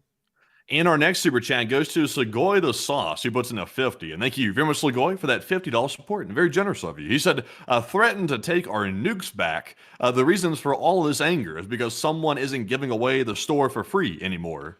Thank you for the support, Sligo's the Sauce. But the thing is that if the U.S. pulls our nukes out of Europe, they're still nukes. France has 400 and Britain has 400. Actually, Britain and France combined has as many nuclear weapons as China does at the moment right now. So, if we withdrew our nuclear weapons, from a tactical perspective, it would be a bit of a shame. But from a strategic perspective, the British and the French would still be able to provide a nuclear umbrella for Europe. And I'd also have to say the reason why we give these people stuff is because we have to. I mean, what point do they have of letting us use their military bases if we're not giving them something? We give them something, which is military protection, and in return, they give us their bases to operate out of to basically do whatever we want. And when we start to disturb that sort of a relationship by saying we're going to pull out all of our military forces out of Europe and basically leave them high and dry, but we still demand that we get the benefit of using their military bases, at that point, there's no mutual arrangement for them to do that. Because making everything out to be where America gives the world to everyone and no one gives anything back is fairly skewed, because these people do give a lot back by just letting us use their territory. It's the same with the Middle East. We tell everyone in the Middle East, if Iran bombs you, we'll be there for you. But in return, we want to use your military bases. It's literally the same arrangement. And then the Saudis, out of the blue just a few weeks ago, they said, oh, no, you can't use our bases to bomb Iran. You can't do that. Even with them being in the security assurance sphere, where if Iran did attack them, or anyone else for that matter, we would come to their aid, just like we would with NATO. And it's like, I don't see anyone complaining about our arrangement with any Middle Eastern country. I mean, much less with the Israelis. I mean, the Israelis get $25 billion a year from the United States, which is their entire military defense spending budget given to them for free by the U.S. on top of their already existing military budget. We then give them tons of proprietary equipment that no one else gets in the world, and they don't even allow us to fly through their airspace. Nobody complains about that, and nobody bats an eye. And we still try, and we say nothing but great things about the Israelis, even still. Even with Netanyahu saying a couple of months ago that they're going to try and distance themselves from the United States and become fully independent from the U.S. support in about 10 years, which I would say is wildly offensive for the support we've been giving them for a while. But then when it comes to the British, or Europe for that matter, it's a very unfair sort of a metric that a lot of people apply on, because they come with a lot of value. We see that value when they start refusing to allow us to use their military bases, and then we start running out of ways to make it to the Middle East. But a huge thanks to you for the support and helping this channel to keep on running, and I hope that does address that well. And with that, we're on to the next one. And our next one goes to Crispy, who puts in a $20 support. And thank you very much, Crispy, for throwing in that support once again. A very crispy support. And he did not leave a comment, though, but we do appreciate that very, very much. And we also have a 20 from Big Ron. He said, to be the man, you've got to... I think this is a quote, by the way. This is a quote. I wasn't sure what this meant there for a minute. I was like, what the... but Big Ron said, to be the man, you got to beat the man. Whoa. I think that's a Ric Flair joke, but a huge thanks to you for the support and helping this channel to keep it running. And that guy really did look like Ric Flair. That was pretty crazy. But a huge thanks to you so much once again. I hope that does address that incredibly well. And with that, we're on to the next one. And this one goes to Bernard Rubin, who puts in a 20. And thank you very much, Bernard, for that support. He said, hey, you guys, I just want to tell you that the Indonesian Navy is set to buy the light carrier Giuseppe Garibaldi. In light of this news, could you perhaps check out the TNI-AL current inventory and its future acquisitions? Let's see. And that's the Indonesian Navy that they're wanting to look at there? Let's see. The Indonesian Navy. Let's take a look at the Indonesian Navy. Here's the Indonesian Naval Jack. That looks like the U.S. flag without the Union on it, basically. But let's take a look at their ships. So they have one light aircraft carrier. That's the Giuseppe Garibaldi, which is going to be given to them here soon. They then have about 6 submarines, including this Cochrane class, which looks to me like a German sub. It is. It's a Type 209. I don't know why I didn't even notice the giant German flag right there. They then also have some South Korean-built subs, and then they have some French-Indonesian subs that they're going to be getting their hands on here soon. Let's see here. The largest surface fleet vessels that they have appear to be frigates, as a matter of fact, which aren't that large. And then they have a ton of corvettes, about 1 million of them. And then they have some amphibious warfare vessels. So they actually have a very decent navy, all things considered. This is actually a pretty impressive navy for Indonesia. And that is really cool to see that they're actually going to be getting the Giuseppe Garibaldi. How neat. That's really cool, honestly. And a big thanks to you for the support and helping the channel to keep it running. And I hope you enjoyed our quick glance over at the Indonesian Navy. And so a humongous thanks to you so much once again. And it actually appears that Matthew's having Discord troubles. And so I guess it's a server issue with Discord. But let me see if I can fix that really quickly by doing this. Hello? Oh, Discord's having issues, folks. Oh, goodness. It's those old issues again. Let me do this really quickly, folks, and we'll be right back.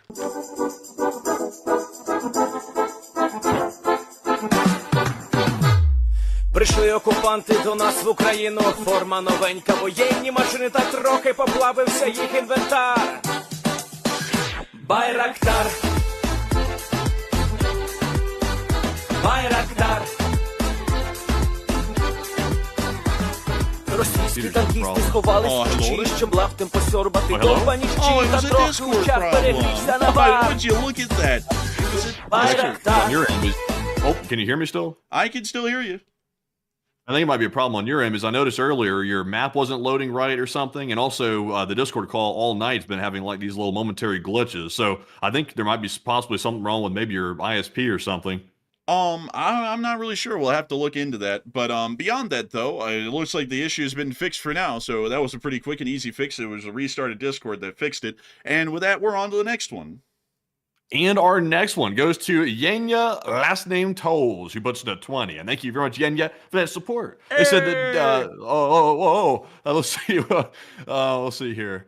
Oh man, unfortunately I can't touch this one at all. Yenya Tolls. I can't read nothing from this one right here because it's too spicy for YouTube right here. But they're speaking of things that the government doesn't want you to see. I tell you what, some very bad things out there indeed. All jokes aside. But Enforcer, what say you? I thank you for the support, Yenya Tolls. I wish that we could get into that a little bit further. But I do thank you for the support and helping this channel to keep it running. And with that, we're on to the next one. And we also have a $20 support from Gerald Everett. And thank you very much, Gerald, as well, for that support. He said, Diego Garcia is America's Suez crisis.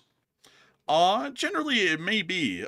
Like, it might actually be to an extent. Not really a good thing, and I think that we ought to just smooth it over with the British because, pressing them even harder is only going to make things even worse. Apparently, like, I don't know how a lot of people handle their personal lives, but I guess a lot of people in their personal lives, or some people at least, treat everyone that they know like crap and then expect everything from them, which I can tell you all in my personal experience. I had someone treat me like crap. I don't really deal with them anymore. I've actually, a decent amount of people have been like that. I don't deal with them at all anymore. Usually treating people like crap comes with consequences, and that sort of the same thing happens on foreign policy as well. So, a little bit of a hard knock life lesson to learn, but, that's kind of why the president shouldn't go around running his mouth and acting on it all the time, because things like this happen. So with that, I hope that does address it the best I can. Big thanks to you for the support, and we're on to the next one.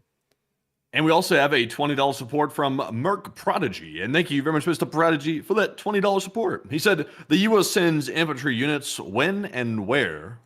We actually don't know of any infantry units that are currently within the Middle East right now. So I hope that does address it the best I can. And a big thanks to you for the support and helping the channel to keep on running. And with that, we're on to the next one.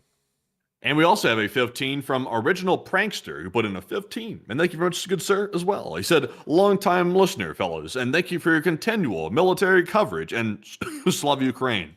And thank you so much for enjoying our continuing military coverage. And of course, Slava Ukrainian, Slava. And a huge thanks to you once again for support and helping this channel to keep on running. And with that, we're on to the next one.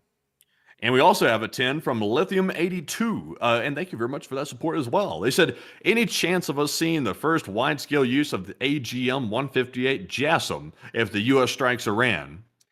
There is a decent chance of that, actually. So I would have to say, highly likely that that could happen. So a big thanks to you for the support and helping this channel to keep it running, and I hope that us address that well. And with that, we're on to the next one. And our next one is going to go to none other than Da Bennett, who puts in a 2. He said, could the Russian ship be a one-way ship with a nuke of some type, since China did not want to show up? Oh no, it's a little boat. It can't really carry much of anything. It's too small to really. So I would say most likely not. But a huge thanks to you for the support and helping this channel to keep on running. I hope that does address that well. And with that, we're on to the next one.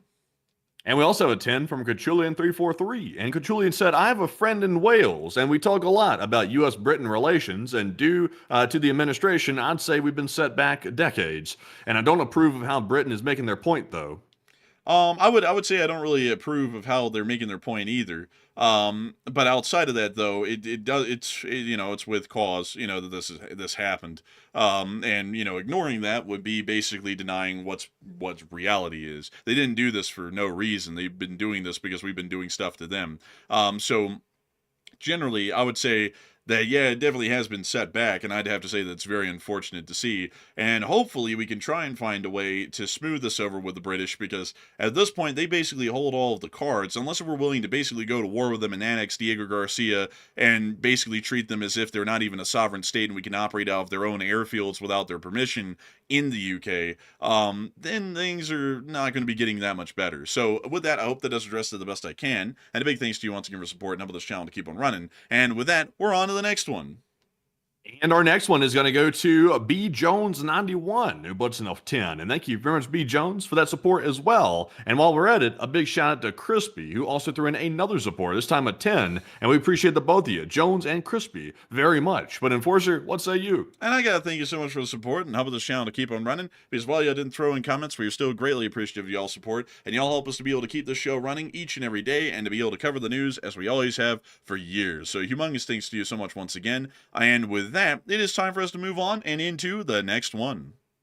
And the next one, well, look at that. Crispy threw in another $20 support, by the way, without a comment. Crispy's always thrown in that mysterious support, but we do appreciate that very, very much once again. Very generous of you, Crispy. Also, a big shout out to Jim Farley, who also threw in a mysterious support as well, and he put in a 20 without a comment. And a huge shout out once again to Crispy and Jim. And Enforcer, what say you? And a big shout out to Crispy and Jim for y'all's incredible support. Y'all didn't throw in comments, but y'all are helping this channel to keep on rolling every day, and that we are greatly appreciative and thankful of.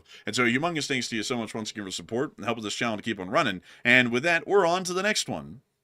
Also, by the way, I saw someone ask for it. I think earlier we were lagging out when we tried to show it. But Enforcer, I put under the likes tab that meme that I put out of Putin yapping. Like, I put it at the very top of it. Go grab that real quick. I want to show people this meme real quick because we didn't get a chance to really show the people earlier. Oh, and here's the meme. Look at that. Zelensky said, "I don't need this historical shit."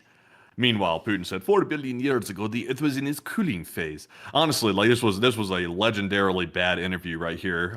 Tucker went here to go and, I guess you could say, have a friendly interview with this fella, and it turns out that Putin punked him the whole time and talked about the Cretaceous period and the when the woolly mammoths used to roam the Earth, and also Rinky Dink the Wise. You can't forget that either.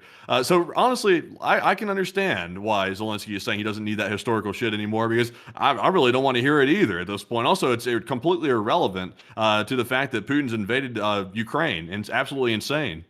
You know, I think it's absolutely ridiculous that apparently every single time there's a peace talk or an attempted peace talk on Ukraine, apparently the Russian negotiators just take the Putin talking point. At the fall of the Eastern Roman Empire, we saw that the Russian Federation began to form in its protoplasmic form at the Nizhny Novgorod and the Duchy of Moscow. They then formed into a union before the Mongols invaded the territory, which is when we saw that the Kievan Rus was generally destroyed in Kiev. Afterwards, we then saw that the Russians became an exploitative government system, generally comprised of a great deal of princedoms, which were then unified under a singular command of a Tsar. The Tsar, like Tsar Ivan the Terrible, who originally founded the Russian Empire, was the one who originally started. It's like, that goes on, I guess, during the whole deal. Like, that's how they justify everything that they do, is going through basically a 1,400-year-long recap of what led to today. The truth is, Zelensky is absolutely right. I'm a huge person for history, but when it comes to modern diplomacy, history doesn't account for shit. Like, it doesn't ever account for anything historically, ever. It's a absolutely desperate claim by someone who's just trying to push something, like a false land claim. Like, you see, due to 1,000 years ago, Shitdig the Smart was the one who took this land, so I'm owed it. It was promised to me 3,000 years ago. It's like, well, that doesn't really count. I mean, it's like, it's really hard to push that one, because it's like, well, you're not here now. It's like, that was 3,000 years ago, but this is the present day, and no one's alive from back then in any way. So how in the world does this even count? And I had to say, Zelensky's frustrations with that are entirely fair. And also, apparently we've heard that the guy up here at the top, right up here, apparently he's gotten in a little bit of hot water lately because there's a little controversy going on of what happened with Israel and all that stuff, I've heard, at least. But anyways, with that, I hope that does address it the best we can, at least this meme. Very interesting meme, I'd have to say. And with that, it is time for us to move on and into the next one.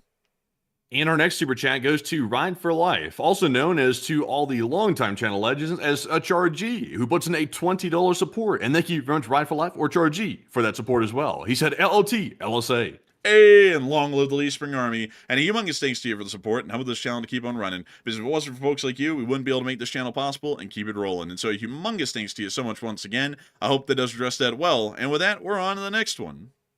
We also have a 20 from Giz Laminar, and thank you very much for that support, by the way. They threw in a 20, and they threw in a super sticker of the YouTube creature looking like a Borg out here with mechanical arms, and it said OP. It said OP on it, so apparently they're on the block. But Ops on the block. I tell you what, they out here with the Borg. I tell you what, they're posted it up. But Enforcer, what say you? I gotta thank you massively for the support, and I thank you for the Borg creature, because folks like you help this channel to keep on running and help us to be able to cover this news every single day. So humongous thanks to you so much once again. I hope that does address that well. And with that, we're on to the next one. And we also have a 10 from Sadato Hosoda, who put in a 10 and said, "Thanks, guys, and I'm proud of you guys." And thank you so much for the support, and we are always very thankful that people are proud of us and what we're doing. We try our best to make sure that we have very interesting news, well-researched analysis, and also some interesting conversations, which we certainly had tonight, because the chat was going about 1,000,000 miles an hour there for a minute. And I gotta thank you so much for supporting the channel, because you help us to make all that possible. So tremendous thanks to you so much once again. I hope that does address that well. And with that, we're on to the next one. And we also have a $10 support from Red Russell. And thank you very much, Red, for that $10 support. He said, "We are fairly weak without allies. And with these tariffs, we're driving up inflation." And also, he said a little other choice words there at the very end. I wouldn't say we're fairly weak with our allies. Like, I think people get confused. Like, when you have a alliance, it's supposed to be a situation of mutual respect. There's naturally going to be allies with more powers than the other ones. But the point of an alliance is not might makes right. The point is everybody's supposed to generally be, at least in theory, equal and treated with mutual respect despite their military power. Because it's supposed to be a friendly alliance. You're supposed to have a friendly situation. It's not supposed to be adversarial, or otherwise it's not an alliance. That's exploitation, essentially, at that point. So I don't think we're weak with the allies. I think there's been a lot of bad decisions made, especially by the United States, dealing with Europe, which has led them to have animosity towards us. It's not all one-sided, by the way, but generally the U.S. shares a huge portion of that burden. But on the other hand, though, you don't want, for example, the UK to start trying to make their point at a time like this. But I don't want to beat that horse into the ground anymore. We've talked that one out. But Enforcer, what say you? I would like to throw a comment in the chat. Someone, Dark Knight Productions, said, "Withdraw all assets from the UK and the European Union back to the United States and let Europe handle its own problems. Play stupid games, win stupid prizes." Well, that is a stupid game to play there, man, because how do we get to the Middle East then? You can't. Like, that's the problem there. You can't get to Africa either. Like, that's kind of like that smart thing of, let's withdraw from Afghanistan because win stupid games, win stupid prizes. Now everyone's going, oh, why don't we have Bagram anymore? Oh God, what happened with Bagram? Or better yet, how about the U.S. withdrawal from the entirety of Syria with ISIS on the rise again? How about that one? That one seemed like a good one. So now we're going to extend these stupid policies from just individual countries where we already lament the actions that we've taken from just completely packing up and leaving. Now we're going to extend that to the most important continent on the planet that isn't Asia or North America. Like, that is a terrible idea. Like, it's like the thing is that you've got to play the diplomatic game, and it comes with the word diplomacy. We go over there and we sue them. Y'all are great people. Y'all have got a really cool country. We really like y'all. We hope y'all like us. Here's a lot of reasons that y'all should like us because we like y'all too. So let's all get along and let's go bomb Iran. That's what we're supposed to be doing. You're not supposed to be going, I hate you. I hope you die. You're a terrible country. Your whole place is a hellhole and a cesspit. But by the way, while we're giving y'all nothing, let us get everything from y'all that we can. Major trade deals will also screw y'all over with tariffs. And then also we want to be able to use your bases to go bomb Iran. They're going to say no. Like, that's what they're going to say. That's not them playing stupid games. We've been playing stupid games with them, and now they've decided to pull the ultimate trump card, which is to pull this move at the very last hour that we were about to bomb Iran at.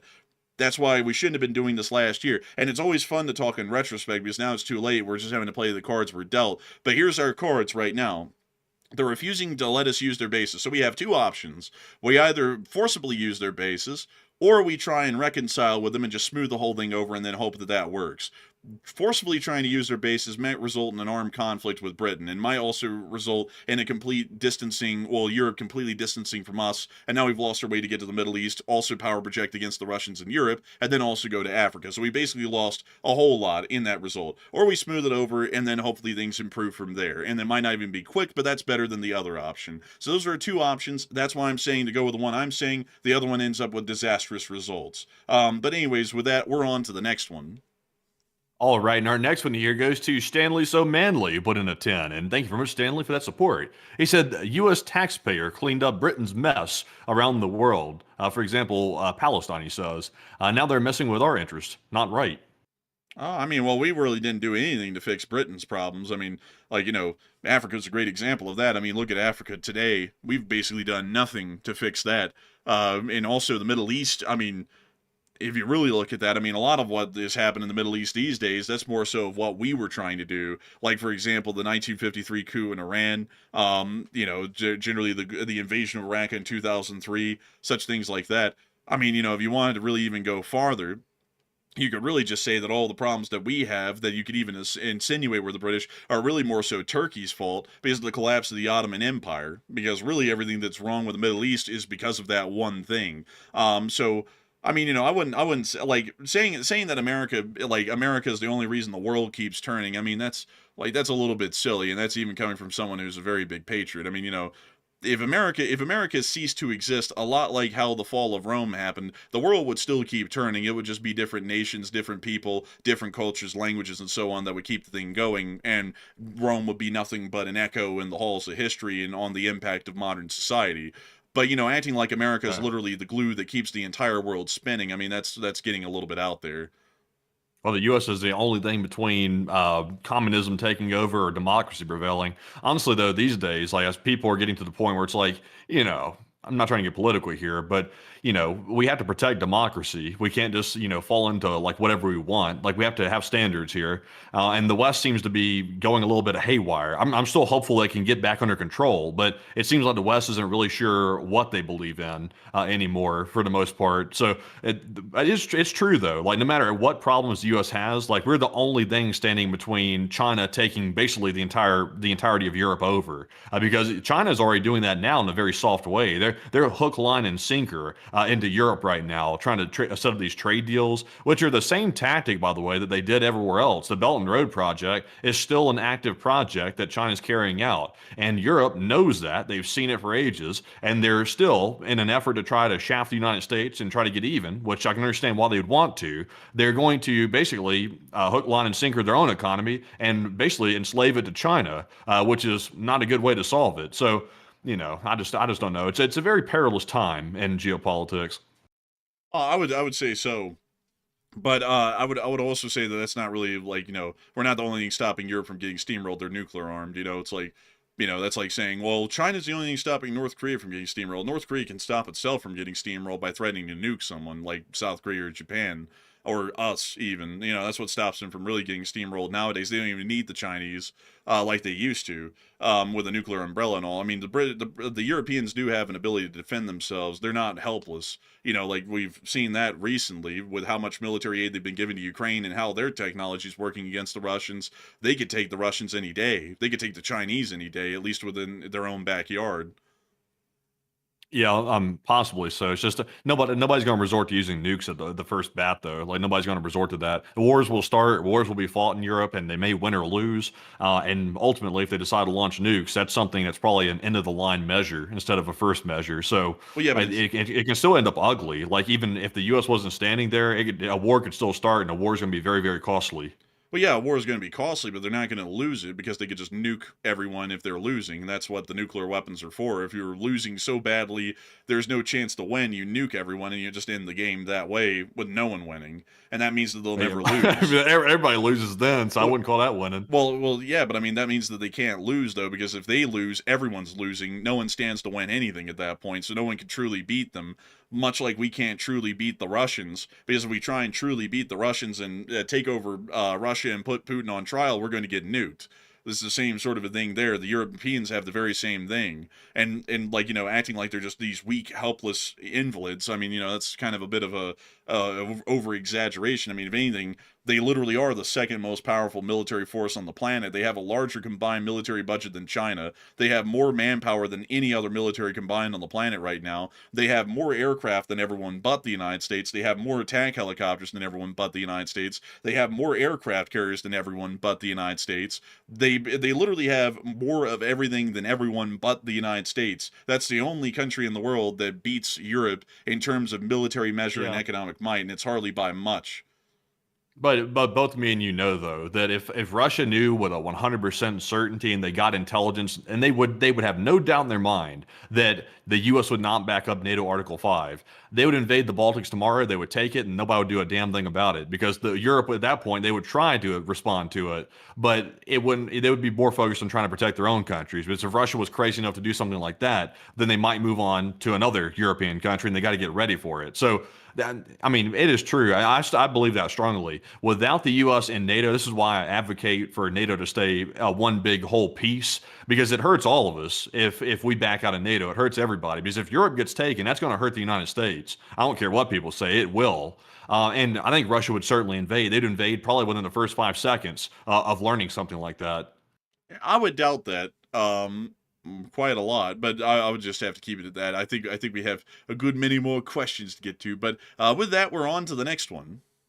And our next one here is going to go to none other than Critical Mass, who puts in a 20. And thank you very much, Critical Mass, for that $20 support. They said, how about the UK VAT and tariffs that the UK charges us? I do business regularly in the UK, and I pay 20 to 30% higher on things that I sell there, and I have to lower my profits to almost zero to compete with UK suppliers.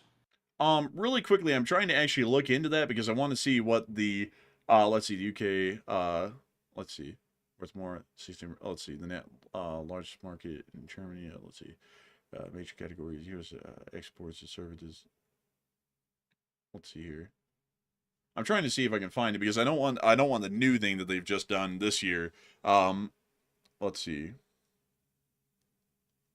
So, it appears that back in May, the White House released a publication saying some deals on tariffs, at least particular tariffs, but these appear to generally be protectionist or protectionist tariffs, at least from what I can tell, and these exist for a reason. I mean, the thing is that trade is good, but sometimes you have to protect industries, because this is a similar story. This is one that we saw a while ago, and the Polish were well within the rights to do this.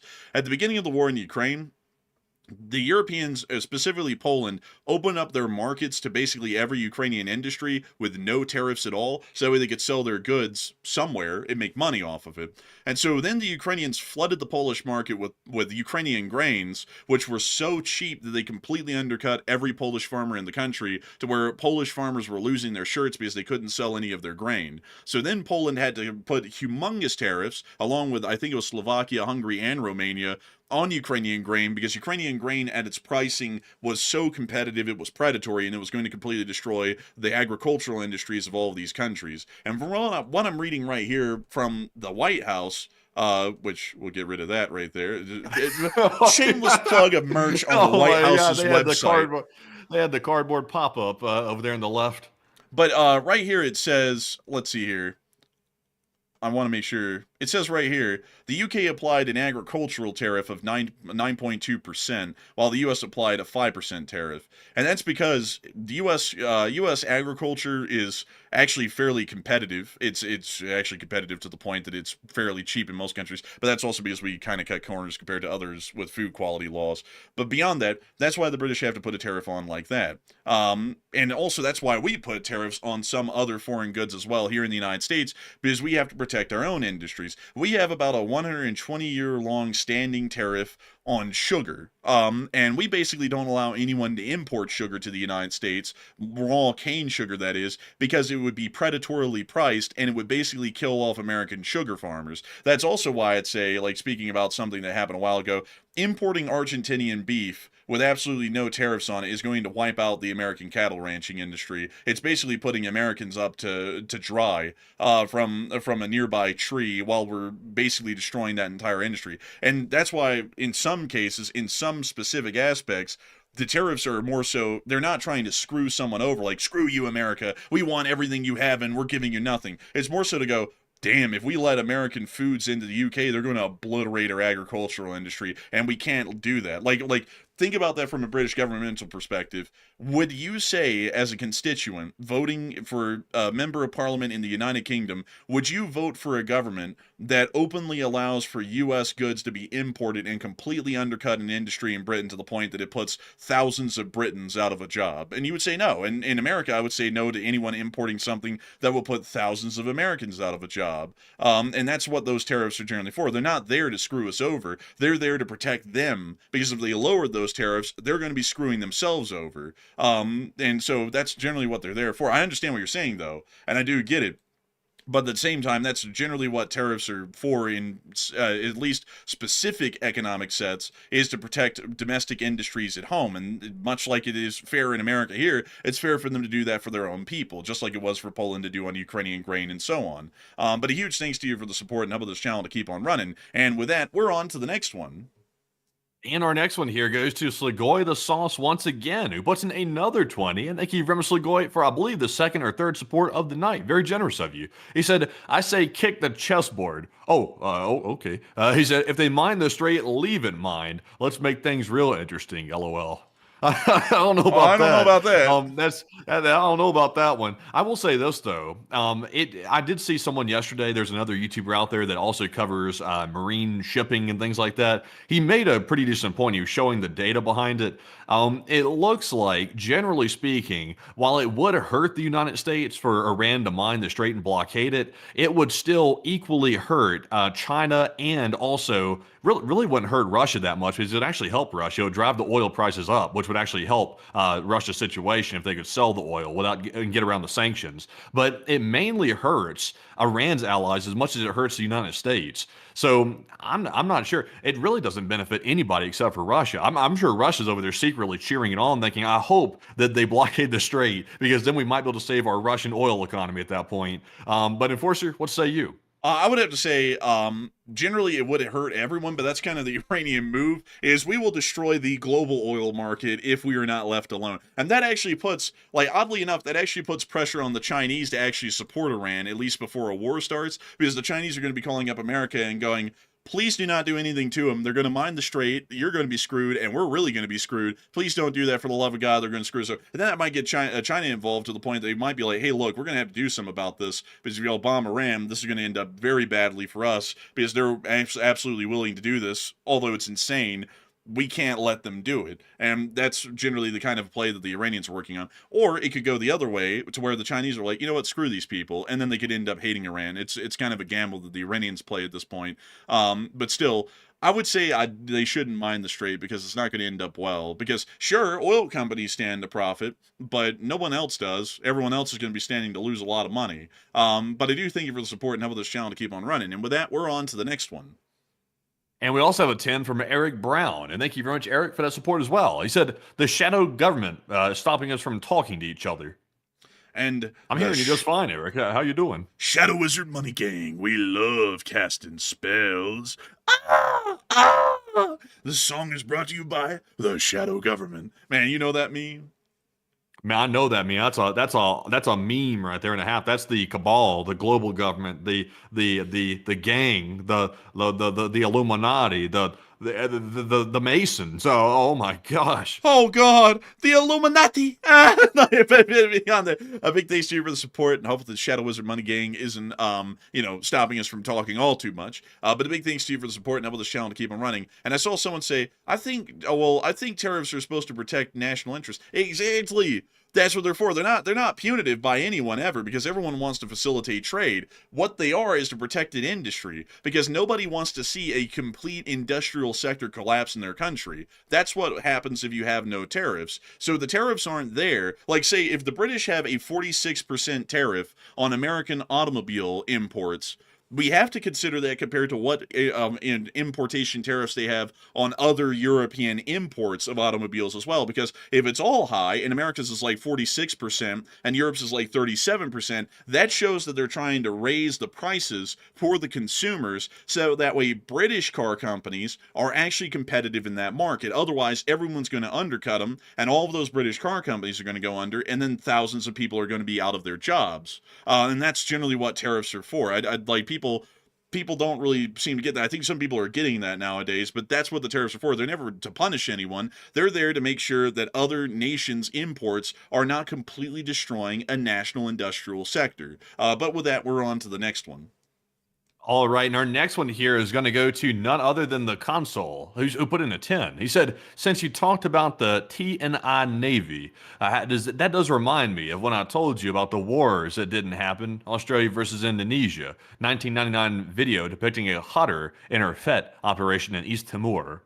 You know, it's interesting, all the wars that may have happened and then didn't happen. And that's a fairly interesting one. I've heard about it a tiny bit, not a whole lot, but it is an interesting one to say the least. And so a big thanks to you so much for the support and helping this channel to keep on running. And I hope that does address that somewhat well. And with that, we're on to the next one. Also, by the way, there is a theory out there that any possibility that could have happened, it actually did happen. It's called the many worlds interpretation in quantum theory. They say that there's always a world out there, or a reality, where whatever option could have taken place, it did. So if you believe that, that's insane, because that sort of blows the mind a little bit. So I'm not totally sure about that, but maybe in some world out there, there was already a World War III. Not really sure, though. But jumping into our next one, this one goes to Jim Farley, who puts in a 10, and also Mark Dixon, who put in a 5. And thank you very much, Mark and Jim, for that support, and we appreciate that very, very much. And Enforcer, what say you? Thank you so much for the support, and how about this channel to keep on running? Because if it wasn't for folks like y'all, we wouldn't be able to make this thing possible and keep this thing rolling day in and day out. So humongous thanks to you so much once again. And with that, we're on to the next one. We also have a 5 from Alex, who said that the last time Mossad hit anti-air with drones from within, they learned and they put up nets this time.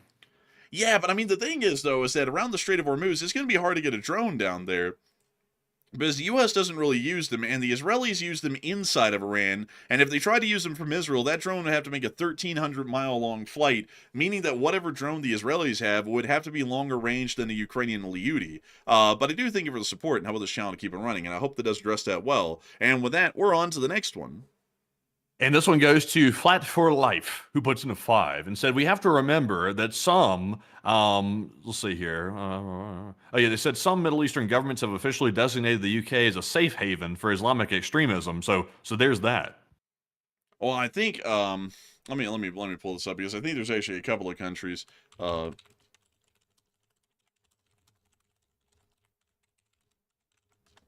me see here really quickly. Let's see. Can you reread that to me? They said Middle Eastern countries have designated the UK as a Islamic extremist safe haven. Yeah, that's what they said. Let's see. UK.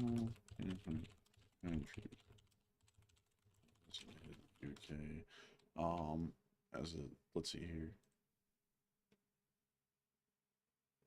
I think it actually is true. No, like some of them say that they are expressing concerns that it could become a safe haven for extremism, but no one's officially designated the UK as a safe haven for extremism. So, you know, it's not like it's not on the books like as an official thing. It's more like someone like the UAE said, I think that's kind of concerning. But you know, that's just more so of a passing comment. It has to take an official designation for someone to actually be working off of that or something along those lines. And we also don't know who said that in the UAE. It could have just been some lower government official who was like, I think it's concerning. And then, you know, that's on the books from then on at this point. So I'd have to do some more looking into that, but it doesn't look to be official from what I could find. But I do thank you for the support and help this channel to keep on running. And with that, we're on to the next one. And we also have a 5 from Critical Mass, who just threw in a 5 and said, for the Edible Arrangement Fund, and take a live chat. Hey, and thank you so much for the support for the Edible Arrangement Fund. And we will make sure to take one from the live chat. So, Matthew, what do we got? And the live chat question in honor of Critical Mass is going to go to none other than Sire Productions, who said, could they actually be mining the strait during the so-called naval drill? They could try to. We haven't seen them do that yet, and they haven't been able to extend all the way across the strait to do that, so it doesn't appear so at the moment. So with that, I hope that does address that well, and with that, we are on to the next one. And we also have a 5 from Vic the Red, who put in a 5 and said, once Iran is liberated, they will be a more powerful ally than the UK.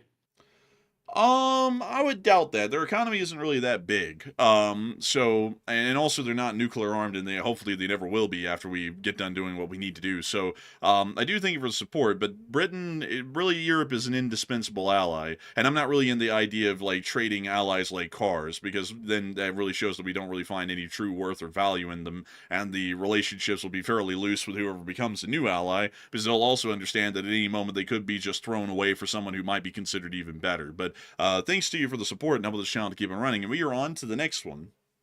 And also a big shout out to Nico, who put in a 5, and we do appreciate that support very much, Nico, and thank you for helping to keep the channel running. And we also have a 5 from Seabass Smith, who said, hi guys, and is there any way I can send you guys some souvenirs from Ukraine? I love the work y'all do, and I love it a lot. Hey, and thank you so much for the support. And sadly, there really isn't a way for anyone to send us anything right now. We haven't set up a P.O. box again. I do thank you so much for the offer, though, but sadly, at the moment, we just don't have a way to accept it. But I do thank you massively for the support and help this channel to keep on running. And with that, we're on to the next one. And we also have a 5 from Quill, who said, are there guesses on how much of Russia's land claims are not truly land that is and was taken, and it was never really under control by Russia in the first place? Generally, most of the land that Russia has a claim on at one point or another was a part of the Russian Empire. So I do thank you so much for the support and help this channel to keep on running. And also, folks, I hate to say this, but I'm going to have to speed this up because I'm not feeling too hot at the moment right now. And so with that, we're on to the next one. And our next one goes to Kyle Padell, who puts in a 10. And thank you very much, Kyle, for that support. He said, so much going on before GTA 6. And Enforcers, you guys ever played a Red Dead 2? I played it a little bit. I played like some of it. I never really truly played the whole game. But I think by the time GTA 6 comes out and by the time that Rockstar finally releases that, they're going to be looking around going, hey, look, it's released. It's here, GTA 6. And then they're going to look around and just see fires and smoke everywhere. And they're going to be like, what happened?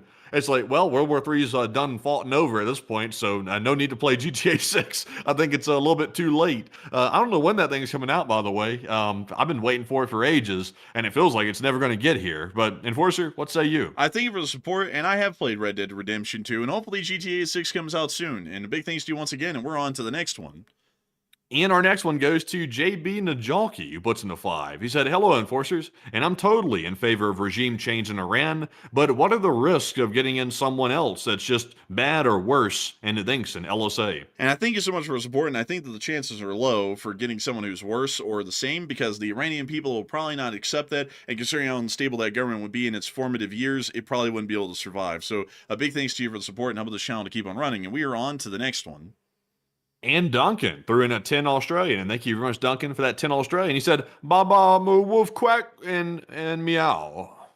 And thank you so much for the support, and Baba Moo Moo Woof Quack. And with that, we are on to the next one.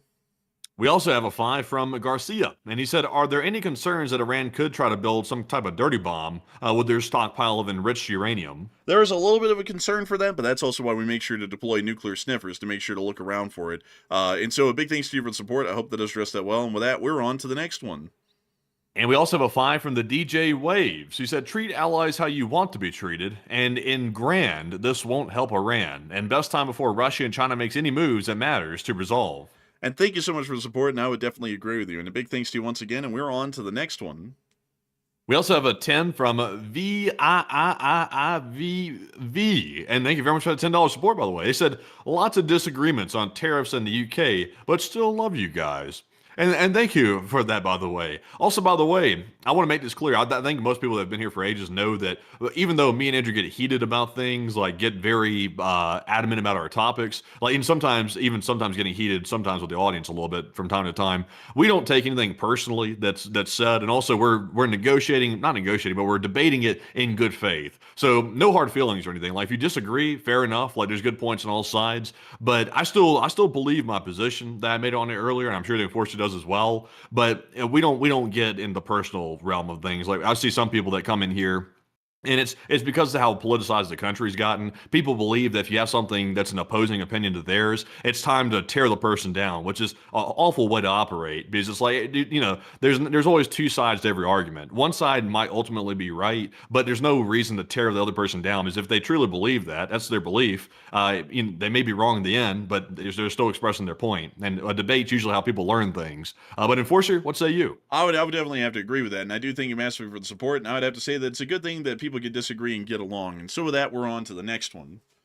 And we also have a 5 from the Playmaker, who said the Starmer is distracting from his own little fallout situation with this Diego Garcia nonsense. Well, maybe. I mean, that might be the case. I heard that Andrew Mountbatten Windsor fellow was arrested today in the UK. What a fall from grace. It went from the Duke of York to now he's I believe being arrested on some very bad charges from what I've heard. But a big thanks to you so much once again for support and helping the channel to keep on running. And with that, we're on to the next one.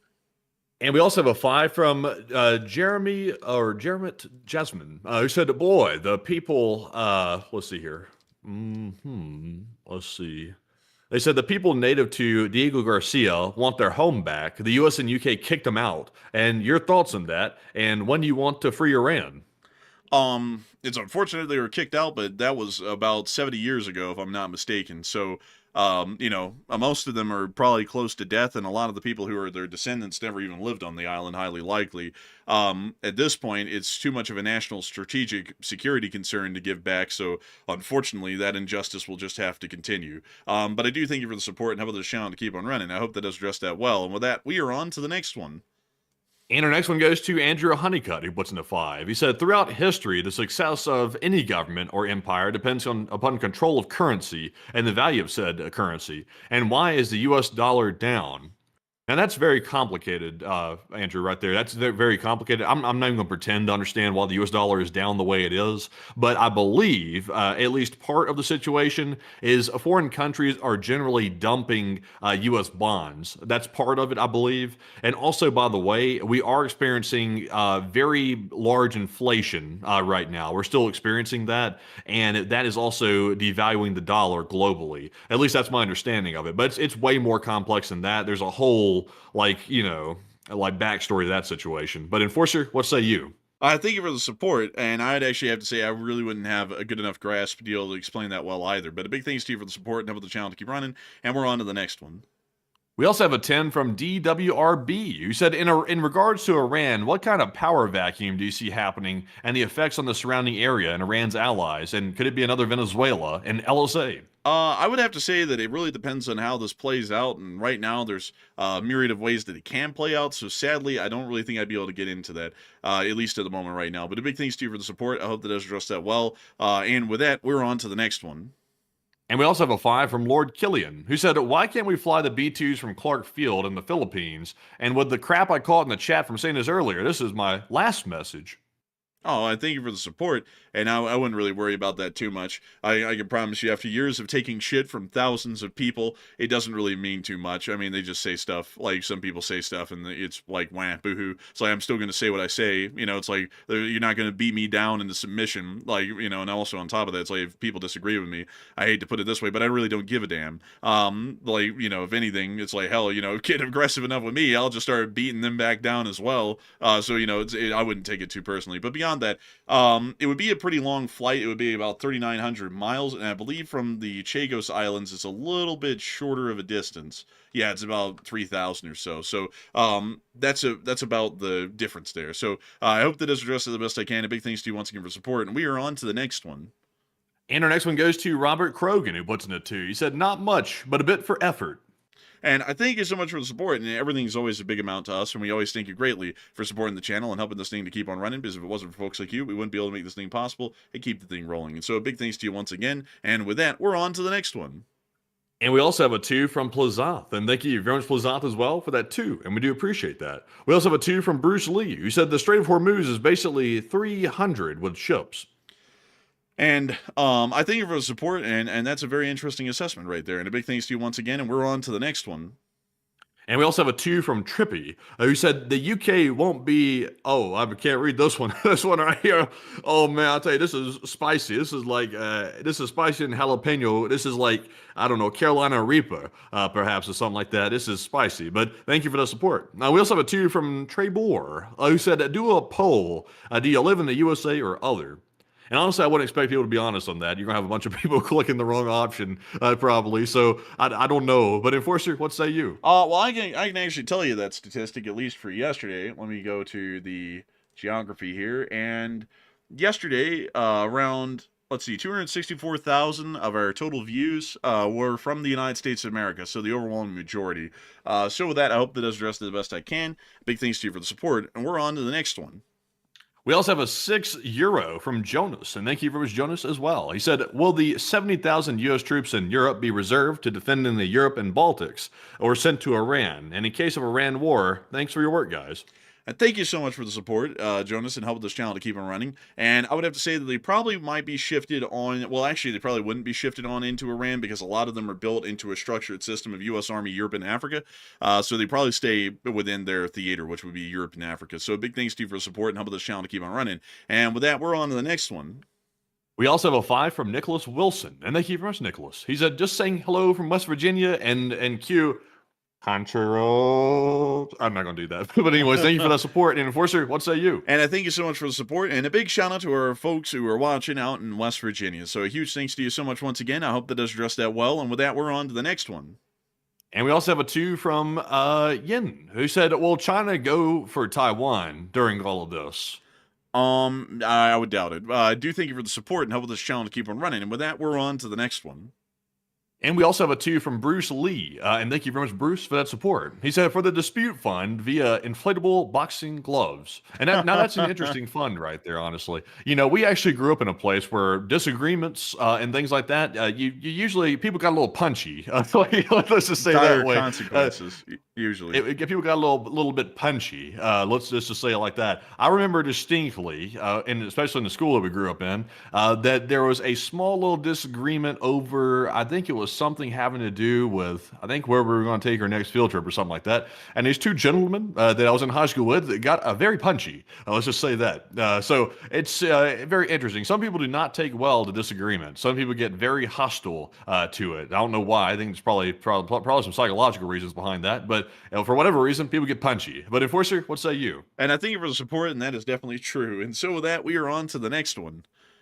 And with that, folks, that is actually our last super chat of the night. So it's now time to move on to our Morse code decoders and our live chatters and get some of those questions. And our first Morse code decoders go to Paul Schultz, Kevin, Mason, Joni, as well as Norm Pritchett, Arabelle, Her Royal Fluffness, Coach Secretary Simon Bryan. They said the Morse says, hopefully strikes will be soon, because if they are not, then we will miss the chance in LLT, LSA. And